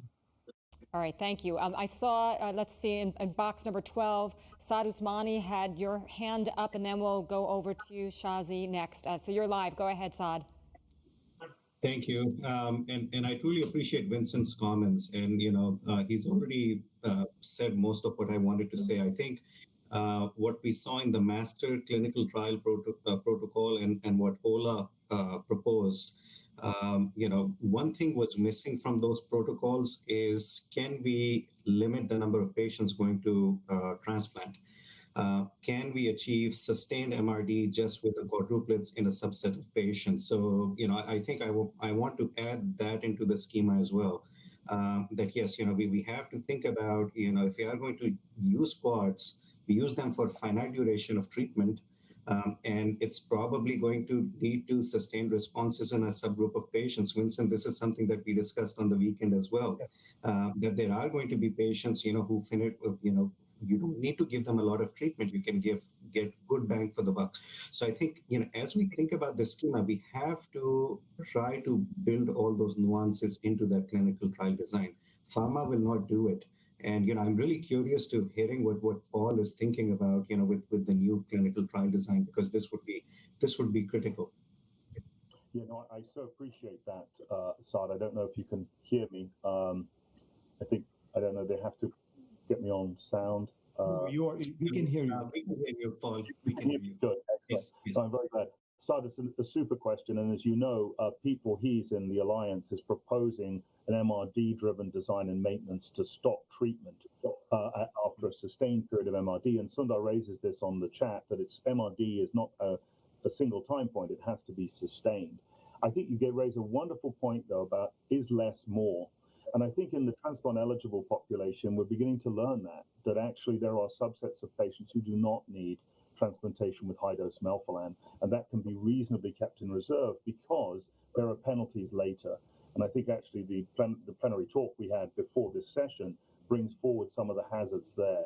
So I think at the same time, though, to Vincent's point, it's also a strategic view, isn't it, Saad? That at the end of the day, we have to also realize this is a long journey. And as you know, I personally love to use carfilzomib as my PI of choice in relapse, because I need a PI that works after bortezomib has failed. And so you have to think strategically as well. And the beautiful thing is we have the options to do it. So if I may ask, can you hear me? Yes. Yes, absolutely. Okay, so we have heard several American views and little or no European views. And the treatment practice in Europe is to include transplant in the frontline therapy. So I hope Philippe is online now and that we can listen to his comment. Philippe, let's see if we got your audio. Go ahead. Yes, thank you, Peter. There you are. And thank you guys for these presentations and discussion. I think that it is very difficult to build some algorithm proposing VRD for all patients, for example. I think that we have to consider what are the goals of our treatments. Definitely when looking at the Maya study for elderly patients, the Lendex arm, the control arm of Maya, the median PFS is almost 32 months and very close to VRD achieved by Endurance. So, and I know that some elderly patients are not able to tolerate a triplet. VRD quite often is not feasible in patients older than 75. So we have to be cautious, but I understand perfectly the questions, the proposals from Vincent. And from young patients, definitely, if you want to cure some of them, we need to use a quadruplet upfront, as mentioned by Peter. We already have the VTD-DARA study discussed by Paul. We have the Griffin trials, Griffin study as well, with very good results with VRD-DARA, and soon Peter will probably show the same with Perseus and with VRD-DARA in a phase 3 study. But if we want to cure patients, we need a quadruplet, and we need to have MRD and to adapt the strategy according to MRD negativity during a long period of time. So tomorrow, Vincent will propose the algorithm of frontline treatment, and it will be, to my opinion, very difficult to propose VRD as a backbone for all patients. Definitely, some elderly patients will benefit from Lendex only, and for young patients, in Europe at least, quadruplet and stem cell transplantation will remain standard of care. All right, excellent. Let's go to screen 2, Shazi Kumar. Hey, I just wanted to make a point. We want to think about designing the studies to ask the questions, based on where are we failing right now. And I think one of the areas where we are failing is, keeping the MRD negativity or sustaining it over time, particularly for the high-risk patients. So we really need to think about designing studies to enhance that containment phase, so to speak, whether by bringing in immunotherapies or looking at more synergistic combinations, but particularly the immunotherapies. All right, thank you. Let's go to screen number 8 with Dr. Jesus San Miguel from Spain. Go ahead. Can you hear me? Yes. Very well. Okay. I echo what Philippe has already mentioned. If we want to make a cheap medicine, we need to cure the patients, and probably we need to use the best drugs as soon as possible. But at the same time, as Vincent has said, it has no sense to prolong the treatment if you have failed on the goal of the major efficacy. And for this reason, I think we should adapt treatment for early rescue intervention as soon as you recognize that the patient is not achieving the optimal response. So, and what is the criterion for that in your view? I'm sorry, repeat that, your audio. What is not optimal response? Is that MRD or something else? For me, it's sustained MRD. Inside and outside the bone marrow is the best that we have nowadays. Right. Unfortunately, I will look for something better, but this is the best. But having the patchy bone marrow infiltration of myeloma, the caveat is if you have residual disease, and we are going to discuss just now, if you have a positive result, this is something really negative. A negative result is sometimes not so positive. And Jesus, as you think about this, though, given the success we're seeing with cellular therapy and the really incredible data from CAR-T and so on, and as that comes earlier, won't that provide us with something very powerful? And again, being speculative, perhaps none of the long-term hazards that we encounter with some of our, for example, traditional high-dose melphalan, because much as that's been a fabulous warhorse and it's done us great service, we're learning more about the implications for myelodysplasia and AML, small as they are.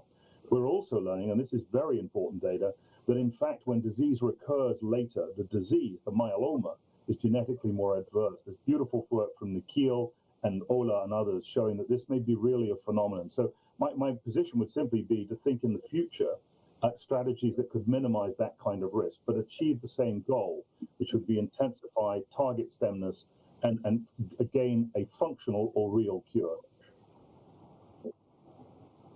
And Peter, if I may. So we are getting close to the end of this session. I have one speculative. If CAR T cell comes to the front line, does all of this change?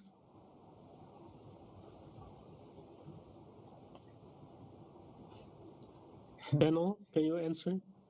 Well, I think you need trials. I think the main thing is to conduct those kind of trials and show that, say, 4 cycles of VRD or DARA VRD followed by CAR T is just as good as 4 cycles of DARA VRD followed by transplant. So I think the trials need to be done and designed. And I do want to say that what Jesus wants is what the EQUATE trial is doing. So all patients are going to get DARA RD, and then if they are MRD positive or negative, they'll all be randomized to adding the 4th drug. And our hypothesis is that MRD negative patients don't benefit from the addition of the 4th drug, but MRD positive patients do. And that way, then we can find out who needs the 4th drug, who doesn't, and to make sure that we get to the endpoint of MRD negative in all patients. And I also, Peter, want to acknowledge the real practicalities. I mean, obviously, we're in a COVID era. We are dealing with huge economic implications, and cost is really going to matter. So I fully recognize all the implications that has on what we're discussing. I think, Peter, I think the economical situation in many countries is very important to highlight in the context of this meeting, because sometimes we are discussing about 4 drugs and they have not the capacity even to use thalidomide. And I was discussing today with a gentleman in Saudi Arabia, and this was the situation. I mean, this is something that we should, and for this reason, some of the comments raised by Vincent, I think are extremely pertinent in the context of this meeting. Yes, I agree, Jesus. Okay, so if there are no urgent questions, I think we've reached the end of this session. I thank you all for your participation in this very interesting session. Sessions will continue, of course. Okay. All right. Well, thank you so much, Dr. Sonneveld. And we will now move into our second session, the topic minimal residual disease, MRD. It will be chaired by Professor Jesus San Miguel from the University of Navarra, Pamplona, Spain. And we'll have 3 presentations for this session, and then we'll be joined by our panel for the discussion. So I'll now turn it over to Professor Jesus San Miguel to open up this topic. Thanks, Patricia. It is my pleasure to welcome you to this session of minimal residual disease. As Patricia has mentioned, we are going to have 3 presentations. Dr. Nikhil Mansi, that we deal with MRD as a surrogate endpoint for myeloma. This will follow by Dr. Bruno Paiva on the methods for measuring minimal residual disease. And the 3rd presentation will be by Dr. Mateos, can MRD be a surrogate for cure? Then we will invite for the panel discussion Hervé. I'm not sure if he is going to be able to join. I'm sure Sagar Lonial will join us for the panel discussion, and we will have the polling questions. Then it is my pleasure to go for the first presentation. Patricia, it's Dr. Nikhil Mansi. Thank you. Yes, our first presenter is Dr. Nikhil Munshi from Dana-Farber Cancer Institute, and he'll be presenting on MRD as surrogate endpoint for myeloma. Dr. Munshi, we'll give that floor to you now.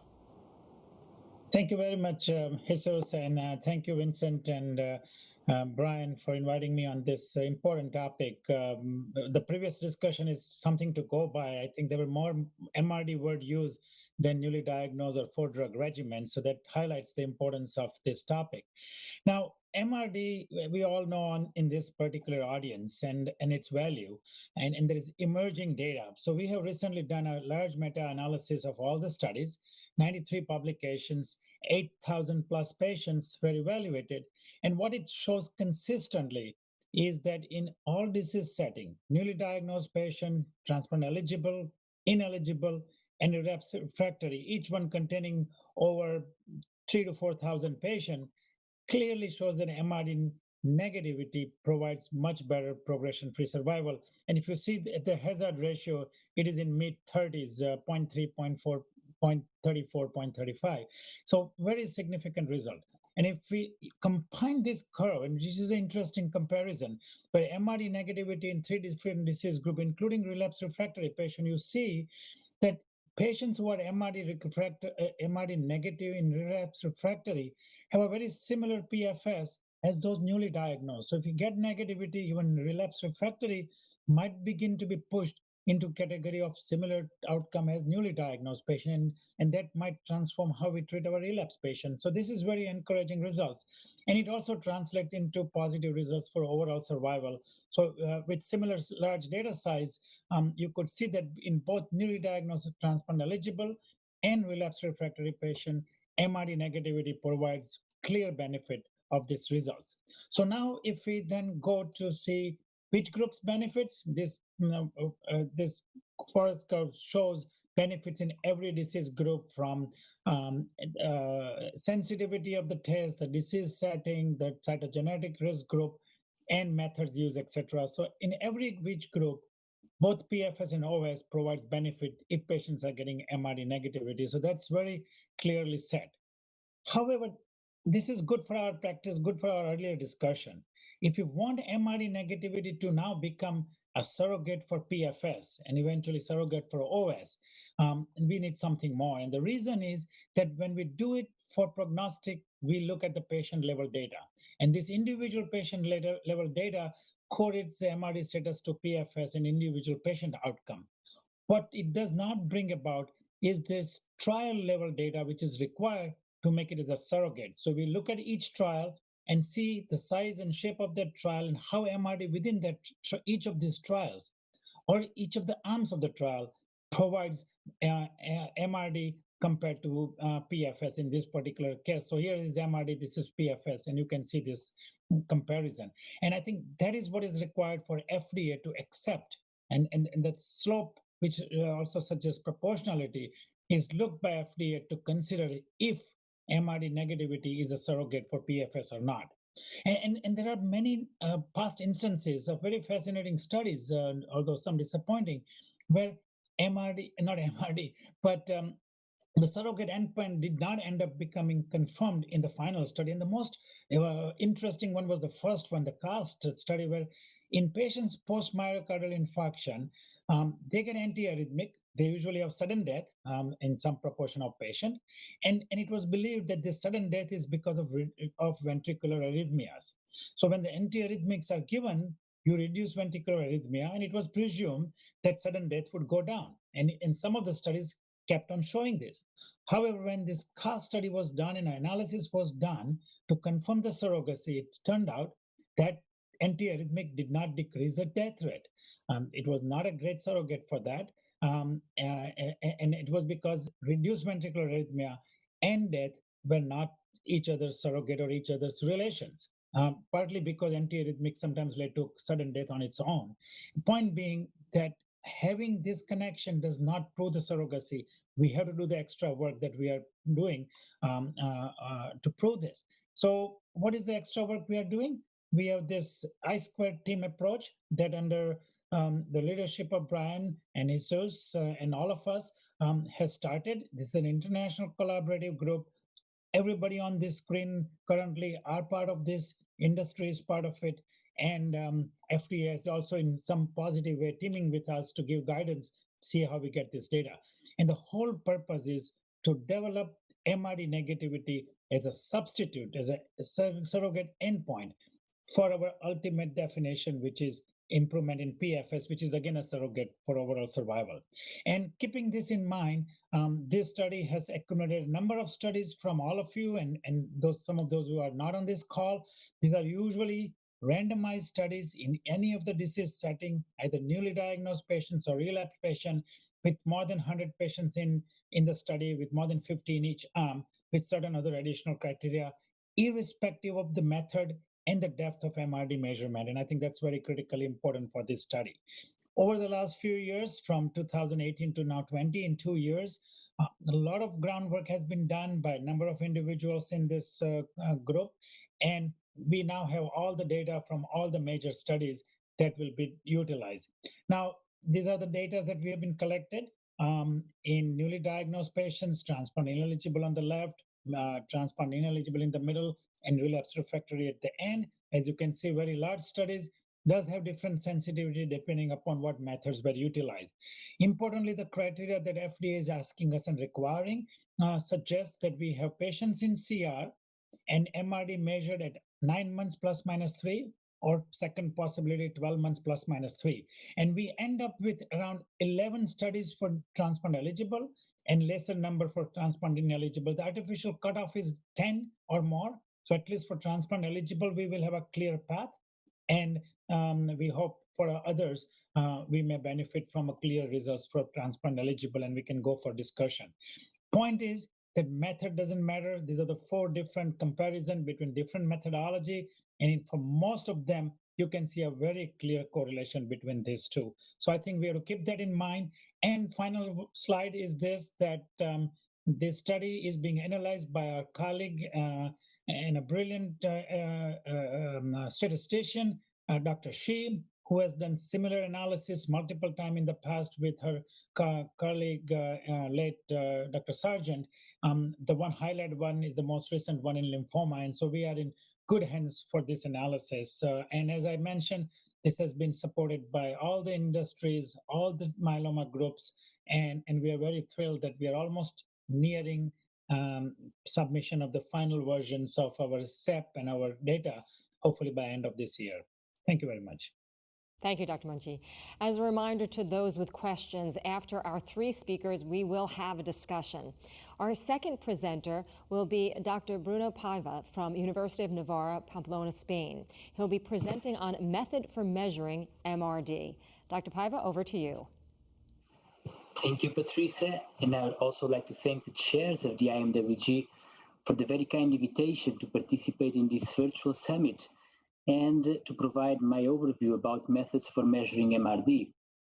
I will obviously refer to the methods that were supported by the IMWG guidelines reported in 2016, PET-CT, NGS, and NGF. And I'm glad to say that during the past 4 years, there is a wealth of data showing that these 3 methods work successfully. And I would even say both in clinical trials as well as in clinical practice. There are many examples. In sake of time, I selected only a few. I start with PET-CT. In the left part of the slide, you can see positive results from the IFM 2009 clinical trial. In the right part of the slide, you can see also positive results from the clinical practice in the University of Arkansas. NGS has been performed in multiple studies. There are several examples. Again, in the left part of the slide, we see positive results in the IFM 2009 study.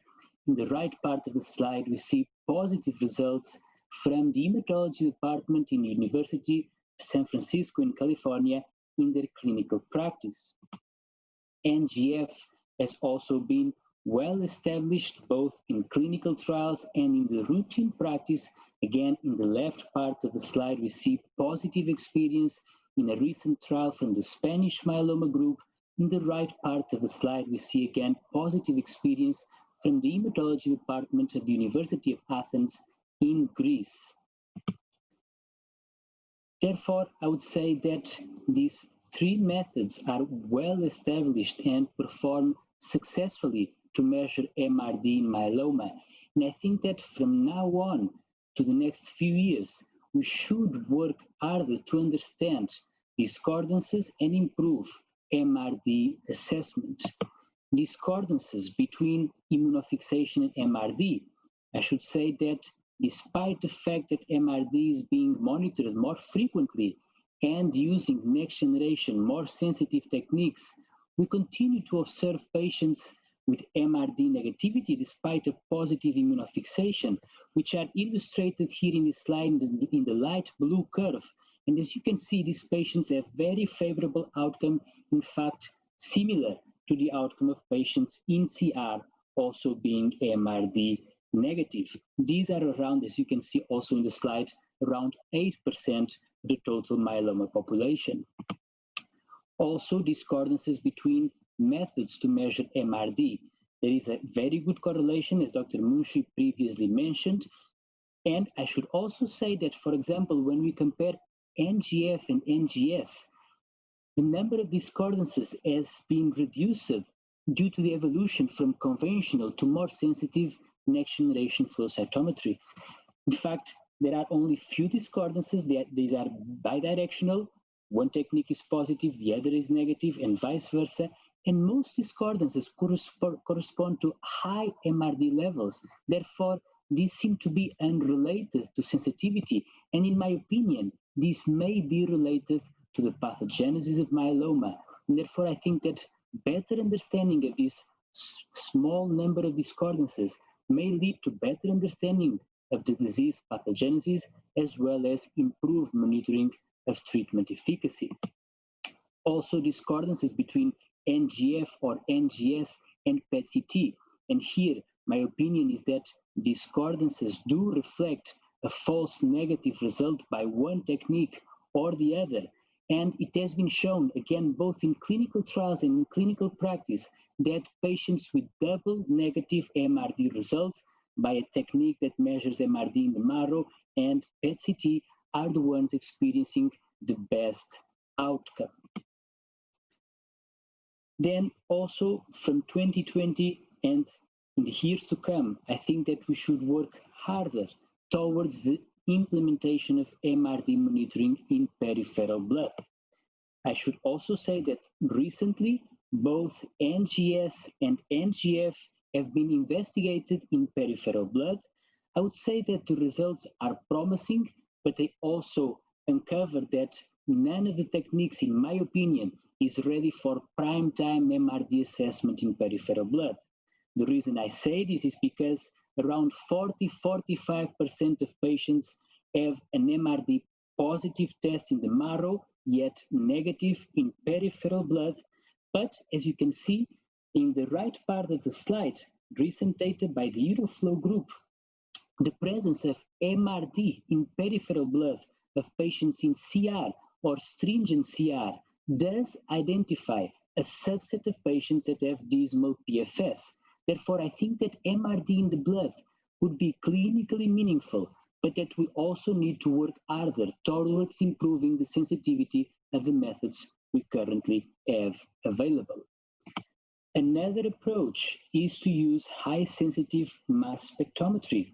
There is a wealth of data already reported and several studies being conducted. Again, I selected only one example reported last year at ASH by Dr. Noemi Puig from the Spanish myeloma group, in which it appears that NGF and mass spec could be complementary to identify patients with high-risk smoldering myeloma progressing in the CESAR clinical trial. I would end by saying that around the years that the IMWG response guidelines were being elaborated, 2014, 15, 16, there were as many publications about MRD in myeloma when compared to CLL, and far less when compared to acute leukemia such as AML. I think that nowadays in 2020, the number and the quality of publications regarding MRD in myeloma supersedes what we see in CLL and even potentially in AML. I think that this reflects the effort from all of you in the wall. I'll stop here. Thank you for your attention. Thank you, Dr. Puig. Our third presenter will be Dr. Maria Victoria Mateos from University of Salamanca, Spain. She'll be presenting on Can MRD be a surrogate for cure? Dr. Mateos, over to you.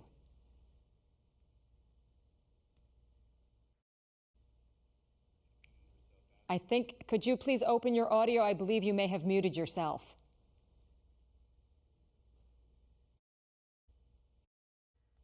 We still don't hear you. Make sure that all of your audio is unmuted.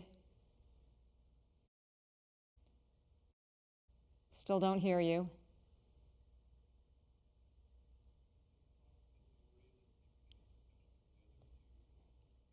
All right, you know what, keep working on that. Dr. Dory, I'm going to toss it back over to you while Maria is working on that, and hopefully we can rejoin her momentarily.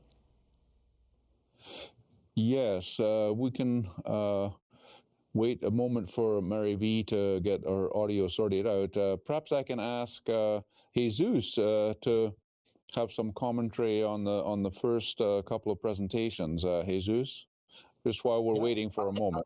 I think Nikhil has raised a very important issue, that is the difference between MRD to be prognostic and MRD to be a surrogate marker for clinical trials. And for those that are not familiar with this difference, I think Nikhil was very clear, and we are looking for surrogacy, but it's a different point. Another comment that I would like to make is that I know that Bruno Paiva preferred not to use the term minimal residual disease. He preferred to use measurable residual disease. And the reason for this is because as soon as we are increasing the level of sensitivity, we are changing the threshold. And the threshold matters because we know that 10 to the minus 4 predict 10 to the minus 5, but the best is nowadays 10 to the minus 6 and probably in the future 10 to the minus 7. Nevertheless, being said this, we know that even using low sensitivity levels, such as 10 to the minus 4, you can predict. And this is important for those centers that has not the capacity to use high sensitivity methods. I don't know if we have Mariby or we can continue with the comments. Is Mariby ready? Yes, I believe that we have Maria back. So let's try this once again and see if the audio is good. Go ahead, Maria. Thanks, Patricia. Can you hear me right now? Yes, very good. Thank you. Okay. Thank you for the invitation, and thanks for the organization of the International Myeloma Working Group in a virtual way, and thanks for inviting me. I will address if can minimal residual disease be a surrogate for cure. Here you can see my disclosures. And first, what is the definition of cure? And different definitions emerged over time, less and less stringent, but basically cure means disease-free and treatment-free. And my first question is if this concept is applicable to multiple myeloma. And I would like to share with you this slide reported by the Mayo Clinic group some years ago, in which you can see the expected and the real survival for some hematological diseases, to see how patients with follicular lymphoma, diffuse large B-cell lymphoma, or Hodgkin lymphoma seems to be curable disease, because there is basically no differences between the expected and the real survival. However, when we look at the expected and the real survival in patients with multiple myeloma, I think that there is a big difference. However, the cure of multiple myeloma is not something completely new. And here you can see the total therapy programs, pioneers trying to cure multiple myeloma through the use of the most effective combinations in the upfront setting, and also looking on the complete response duration. The International Myeloma Working Group did also the effort in order to try to identify myeloma patients potentially cured, and they found a small fraction of patients, approximately 15% of myeloma patients cured in the long-term follow-up, and basically these patients cured were young patients receiving novel agents, the base induction, and achieving complete response after autologous stem cell transplantation. So if we consider that we could potentially cure some patients with multiple myeloma, and I would say a small fraction, what is the roadmap to increase the proportion of myeloma patients potentially cured? To eradicate all tumor cells, in order to evaluate this eradication, to use high-sensitive techniques tools to evaluate treatment efficacy, early detection and early intervention, and of course to use the best options of therapy. And definitely, I think the minimal residual disease is the new complete response rate. And here you can see how patients transplant eligible receiving VRD followed by autologous stem cell transplantation, consolidation, and maintenance when minimal residual disease is evaluated before maintenance and they achieve the minimal residual disease negative, the outcome for this patient is extremely good, and even the overall survival is comparable to that I showed you at the beginning of my presentation. In this case, the technique was next generation flow, but similar results were reported in another trial, the French trial, utilizing next generation sequencing, and again, significant benefit for MRD in terms of PFS, but also in terms of overall survival. Bruno alluded to the utilization of imaging assessment, and definitely we have to incorporate PET-CT in order to reach these outcomes, although I have to reconsider and I have to say that this is only progression-free survival. What about elderly patients? The ALCYONE study utilizing daratumumab in combination with VMP, but the same for the MAIA study with daratumumab, lenalidomide, and dexamethasone versus Lendex. We can see here, like when patients achieved minimal residual disease negative, the outcome in this case in terms of progression-free survival looks like significantly better than when patients did not achieve MRD positive. And I would like to remark the concept that this surrogacy for MRD negative is agnostic for the treatment arm, and regardless of DRD or RD, DARA VMP or VMP alone, the outcome is excellent. Again, I have to say that this is only progression-free survival because we don't have mature data in terms of overall survival. Also, the concept of minimal residual disease negativity as a potential surrogate marker for cure is applicable to standard, but also to high-risk patients. And this has been conducted by Bruno Paiva, and you can see here in the left part of the slide how patients with adverse prognosis may shift into a favorable one upon achieving deep responses to treatment. And the outcome is comparable for patients with RISS1, RISS2, or RISS3. What about early treatment? Definitely we know that early treatment is a requisite in order to achieve the cure in solid tumors. In multiple myeloma, we can plan an early treatment, and in this case, we have to move to the concept of high-risk smoldering myeloma patients. And this is the first phase 3 trial conducted in high-risk smoldering myeloma patients. Maybe in this study, we didn't cure myeloma patients treated. So sorry, but my screen disappeared.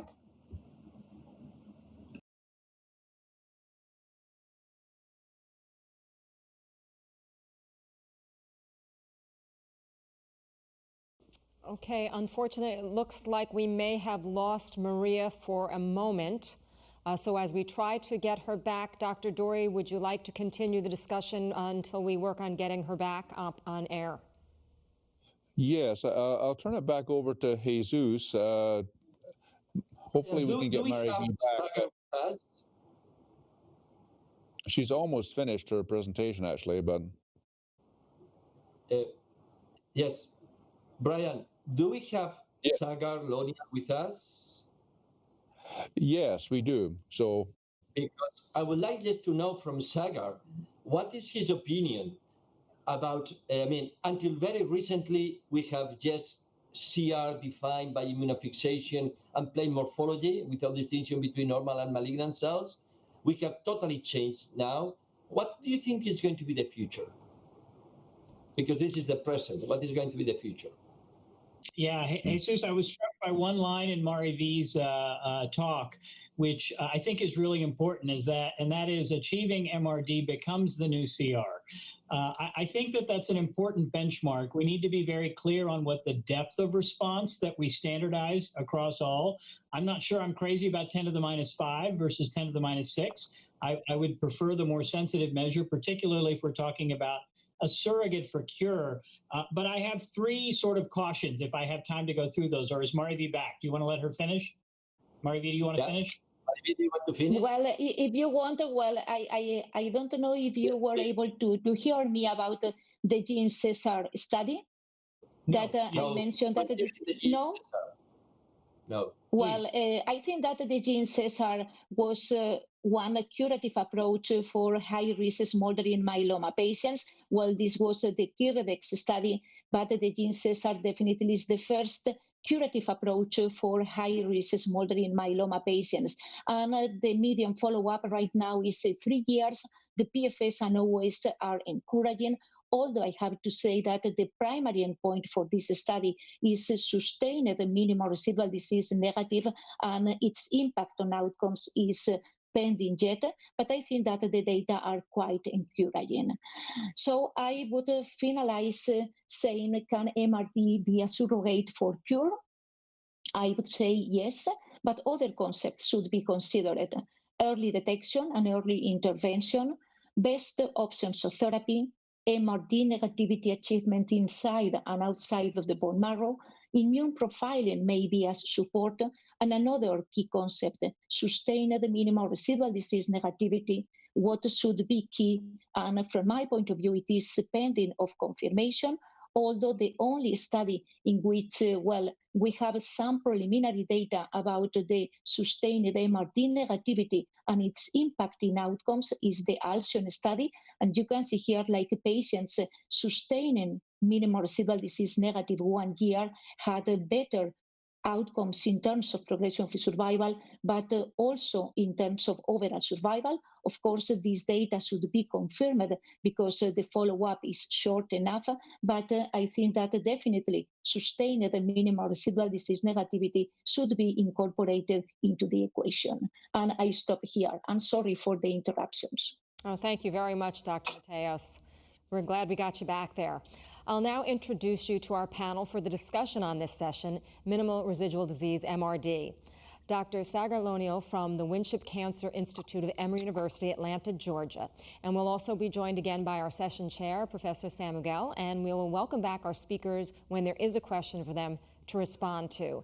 But before we get to our polling questions, I am going to turn it over to you, Dr. Professor Samuel. Okay, I was just asking Sagar what was his vision for the future of MRD, and we just interrupted because of the previous presentation. Would you mind just to conclude, Sagar? Yeah, thank you. So again, I agree with Mari V's concept that MRD negativity should be the new definition of CR. I think that makes perfect sense. There are 3 caveats that I think we need to be cautious about when we think about how to use and how to interpret MRD. And the first is the additional use of imaging as a partner with MRD testing to really look at what's beyond just the bone marrow. The second is outcomes for patients who may regress to that MGUS-like state. And what I worry about is continuing to add drug after drug after drug to try and achieve MRD negativity when they may actually stay at low-level MGUS with or without maintenance therapy for a long period of time. And so the last point I'll make, Jesus, and then turn it back to you, is that I think we should say that achieving MRD negativity is the goal of therapy. If you don't achieve that goal, it should not send a signal to all of our colleagues that you have to change treatment, because I don't think we have that data yet, whether changing treatment necessarily changes the outcome. And I want to be cautious about how we approach that so that we don't run through 4, 5, and 6 lines of therapy in a patient that has regressed back to MGUS. So I'll stop there. No, I think you have raised 3 important points, very, very important points, particularly if you return into MGUS, and also when to use MRD to change treatment. And I think in the high-risk patient, it will be really very important and critical, because as soon as you have a residual clone that is a nasty clone, if you don't eradicate this clone, the outcome is going to be very poor. But we should discuss this after the polling questions. Then, Patricia, we would like to see the polling questions before, and then we will continue the discussion. Terrific. Our first polling question is, do you see MRD testing as a key tool in early assessment of clinical trial results? Yes or no?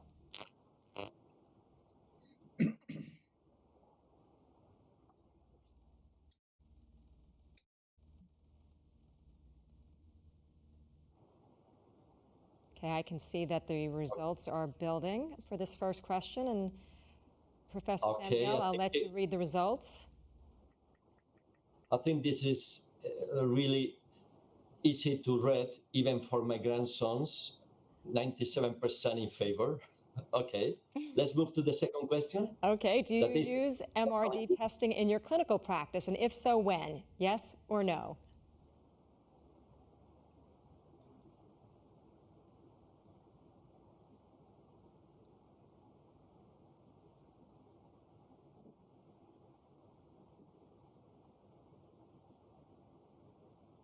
Okay.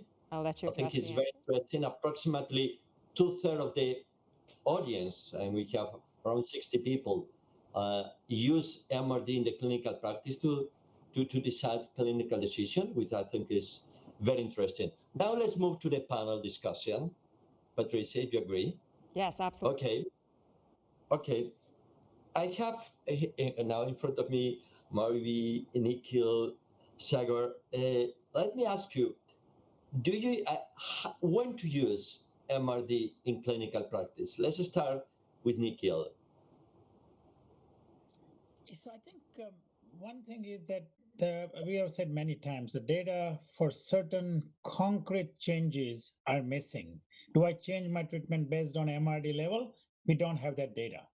However, I think knowing what we know, we cannot wait for next 5 years before trying to use this in some meaningful way.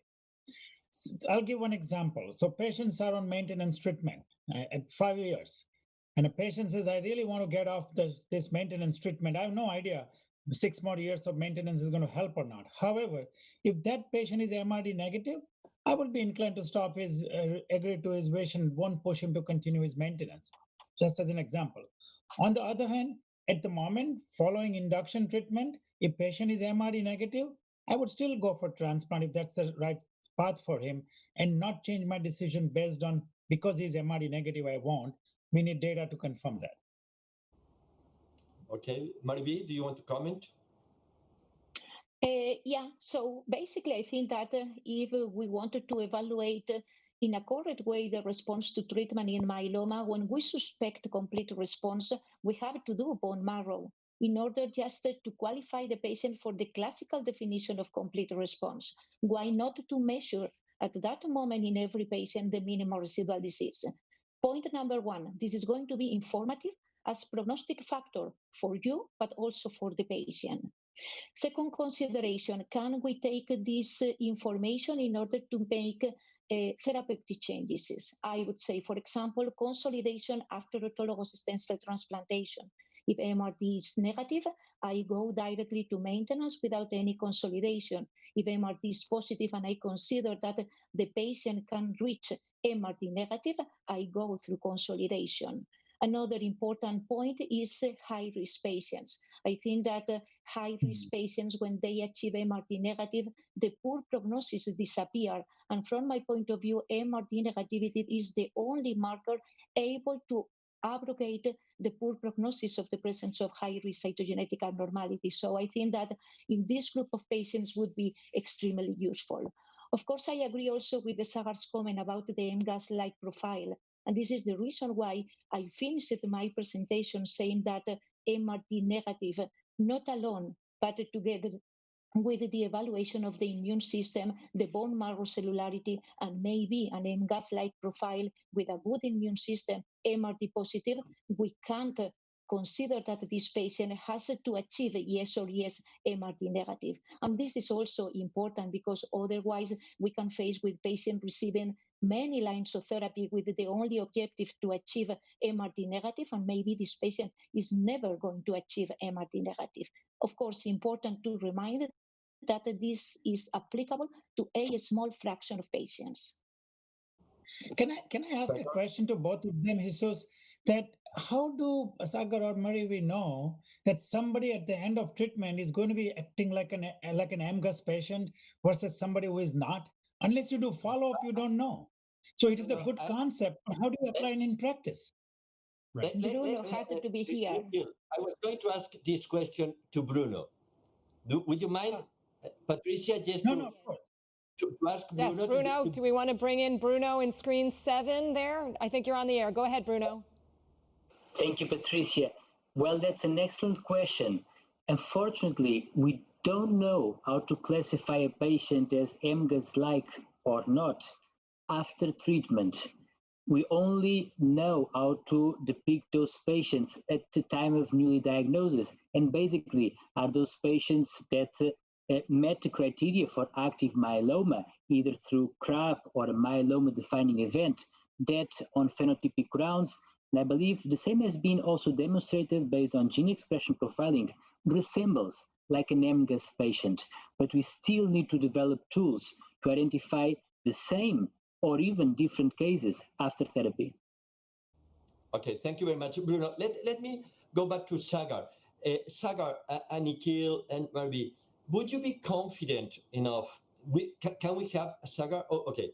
Would we be confident enough if I have a patient with a history of an MGUS and let's say low-risk cytogenetics and good response to VRD plus transplant, and still there is a small component, I can be confident in that particular patient that has remained as an MGUS patient. By contrast, my feeling is that if I have in front of me a patient that is a high-risk patient and I have still a residual clone, I will be really unconfident just to call this as a MGUS profile. What do you think? So, Jesus, I agree with most of what Nikhil and Marivi have already discussed in terms of how to use it. And I think the challenge of trying to codify what Nikhil said is that those are one-offs. Those are rare situations. And so using MRD to guide that care is something that you and I and a few others, most of the people on this call do, because we see a lot of myeloma. But giving that guidance to people who see 5 or 6 a year becomes really challenging. I think the best way to summarize it is honestly the same way that I summarized treatment in the context of CR before we had MRD. And that is, you give the treatment with the highest likelihood of achieving MRD negativity. If you don't get there, that doesn't mean that you change your treatment. And in your case, Jesus, that you mentioned, the high-risk patient that is not MRD negative, I've got an entire clinic full of people that are on continuous 3-drug maintenance for 3 years, most of whom have not achieved MRD negativity, but are still hanging in there because they're getting triplet maintenance. And so at 3 years, they may become MRD negative, but they're not MRD negative at the beginning. They're not MRD negative at 1 and 2 years. And so I'm hesitant to say, if you're not MRD negative at 1 year, you have to change to something different, because I've got evidence from our clinic that that isn't always the case. Nikhil, do you want to add something? No, I agree with the point that I think the time of evaluation is critical. No, maybe that we can introduce a new concept in the future is not to evaluate the MRD negative or positive, but to quantify the myeloma cells, the tumor clone. And according to what Sagar said, so if after 1 year the MRD is positive, but definitely the tumor clone decreases, you can continue with the 3-drug-based combination, and definitely the tumor clone is sensitive to this therapy, and you don't have to do any therapeutic change. Right. So I think the point would be, then when we look at all of our maintenance data, IFM, DFCI, all your good studies, the maintenance increases the MRD negativity. So the concept that we are calling maintenance should actually be treatment. And what we may evolve is that at that point, we may be wanting to do more than just R, because we are still causing further cytoreduction. Yeah, I mean, not only this, we have also done the analysis as well as the AFM. It's a pity that Hervé is not here, because we have seen that the MRD negative status is lost in a substantial proportion of patients if you stop maintenance early on. And this speaks also in favor of what Sagar has said. In other words, and I want to bring, probably on interest of time, another point is the concept of sustained MRD, sustained MRD negativity.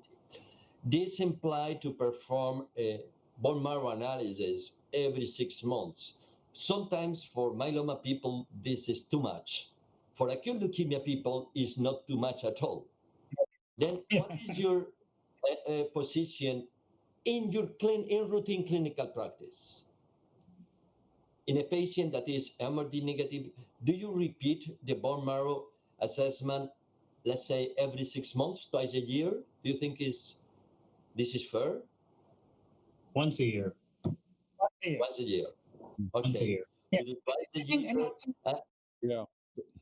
I can Also, see Brian. that needs to be defined. Jesus, the thing that needs to be defined is how often we keep on doing it. So if we have done three bone marrows in 3 years, all three negative, now do we need it further? We don't know the answer. Probably not, but we don't know. Yeah. This is where blood testing becomes important to look for monoclonal plasma cells or use mass spec. But Jesus, since we're running toward the end of our time slot here, I was thinking we should see, are there any people on the wall who might have some important questions? We should take a look. Yes, so, actually, in screen number 36, Joseph McCall has had his hand up for a while from Arizona. Go ahead, Joseph. Oh, thanks so much. Actually, it's amazing. The question and comment I had, Sagar repeated, which I think was so important, is that two things. One, first of all, I'm really happy to see this kind of consensus because I think the message that has been sent to the community has been it is MRD negativity or bust. And I think that's a problem because those caveats that Sagar mentioned of extramedullary disease and of an MGUS-like state, although we think of them right now as a small percentage of our patients, I'm going to suggest as we move forward, as we heard this morning with quadruplets and better therapies, that fraction of patients that are going to be MRD negative is going to grow. And so we're going to have that residual number of patients I would suggest a significant proportion of those will meet those criteria. So it's going to be important for us to look, as Marie-V said, that MRD negativity is not absolutely the goal. It is one tool in the goal, along with imaging and high-risk state and the like, because I worry that we are going to overdo it. The question I had, which I think has been somewhat answered, was, is there any way of knowing a priori if someone is going to be in that MGUS-like state later? Is there a way of knowing from the start that this is a patient where I don't expect MRD testing to be that value? And it sounds like from what Bruno and others have said, we may have some inklings, but until we have an ideal profiling mechanism, it's still going to be tricky. So we maybe have to just wait to make that decision. In Sagar, your clinic, as you called it, of MRD positive, doing well patients, you not necessarily, you couldn't have predicted those patients necessarily a couple of years ago. Well, except they were treated by us, so I could have predicted it. But I think one point that I think Marie-V raised that I think is worth us thinking about when we try and slice and dice biologically who these patients are is that I think nobody would disagree with the concept that cure is an important goal for us as a community. But is every myeloma subset going to be cured? I think you could argue that the high risk probably are the set where if you can get there, that would be really important. And because they tend to be more proliferative, they may be more intrinsically curable. But the low risk, low proliferation control with something very simple, like you would a hypertensive or a diabetic, may not be a bad endpoint if you can get 10, 15 years of control. And so is cure equally applicable to every genomic subset of myeloma? And I'm not sure that it is. Okay, more questions from the panel? Yes, it looks like if we could bring up screen number 2, Shazi Kumar. Yeah, I think it is a very important that was brought up in terms of sustained MRD.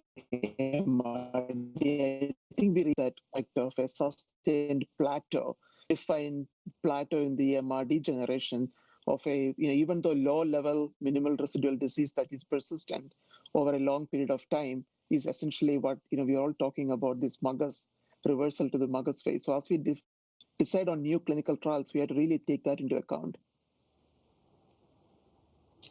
Good point. Okay, let's bring up screen number 5, Vincent Rajkumar. Dr. Rajkumar, go ahead. Absolutely excellent session and great comments from everyone. I completely agree with Sagar's point. The potential for harm trying to make persistently MRD positive patients into negative by adding treatment is as much or greater than leaving them MRD positive, except in the high-risk patients.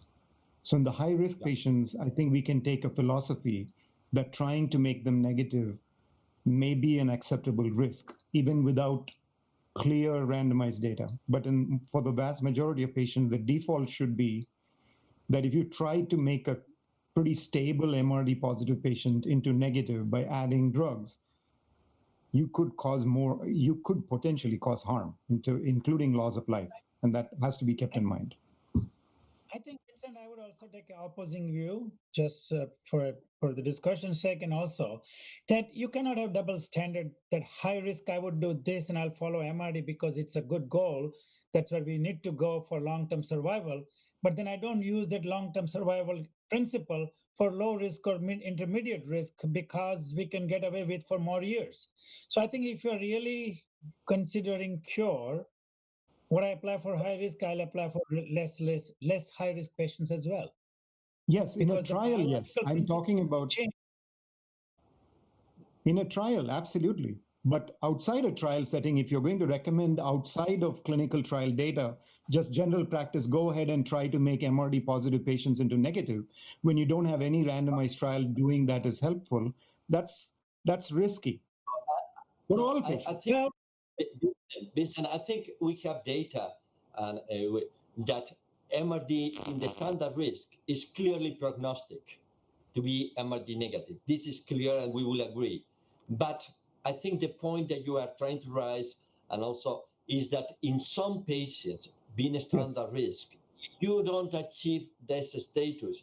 I mean, try to follow closely the patient before making the decision of changing the treatment. What this not apply for the standard risk, but this is complete high risk. But this is completely different issue from the point of view of the value of achieving MRD is clearly prognostic in the standard as well as high risk, in the elderly as well as in the young, in the relapse as well as in the newly diagnosed, which I think we are trying to make this comment. And I think, Brian, we are over time. Discussion, but running out of time at this point. So some final words of wisdom before we head into our break. I think this has been a great discussion, a practical discussion. Yeah, I think we have tried, yes, to go from the clinical trials to the clinical practice, what I think is very good in these sessions. Thank you very much indeed. And we have a break. Is it correct, Brian? Yes. Well, thank you everyone so much for such engaging presentations. We appreciate it, and we will now take an hour break. Please do not log off, do not shut down your browser. We will pause the meeting, which will mute your audio and turn off your camera for privacy. And once again, we will resume in 60 minutes. Thanks so much. We'll see you then.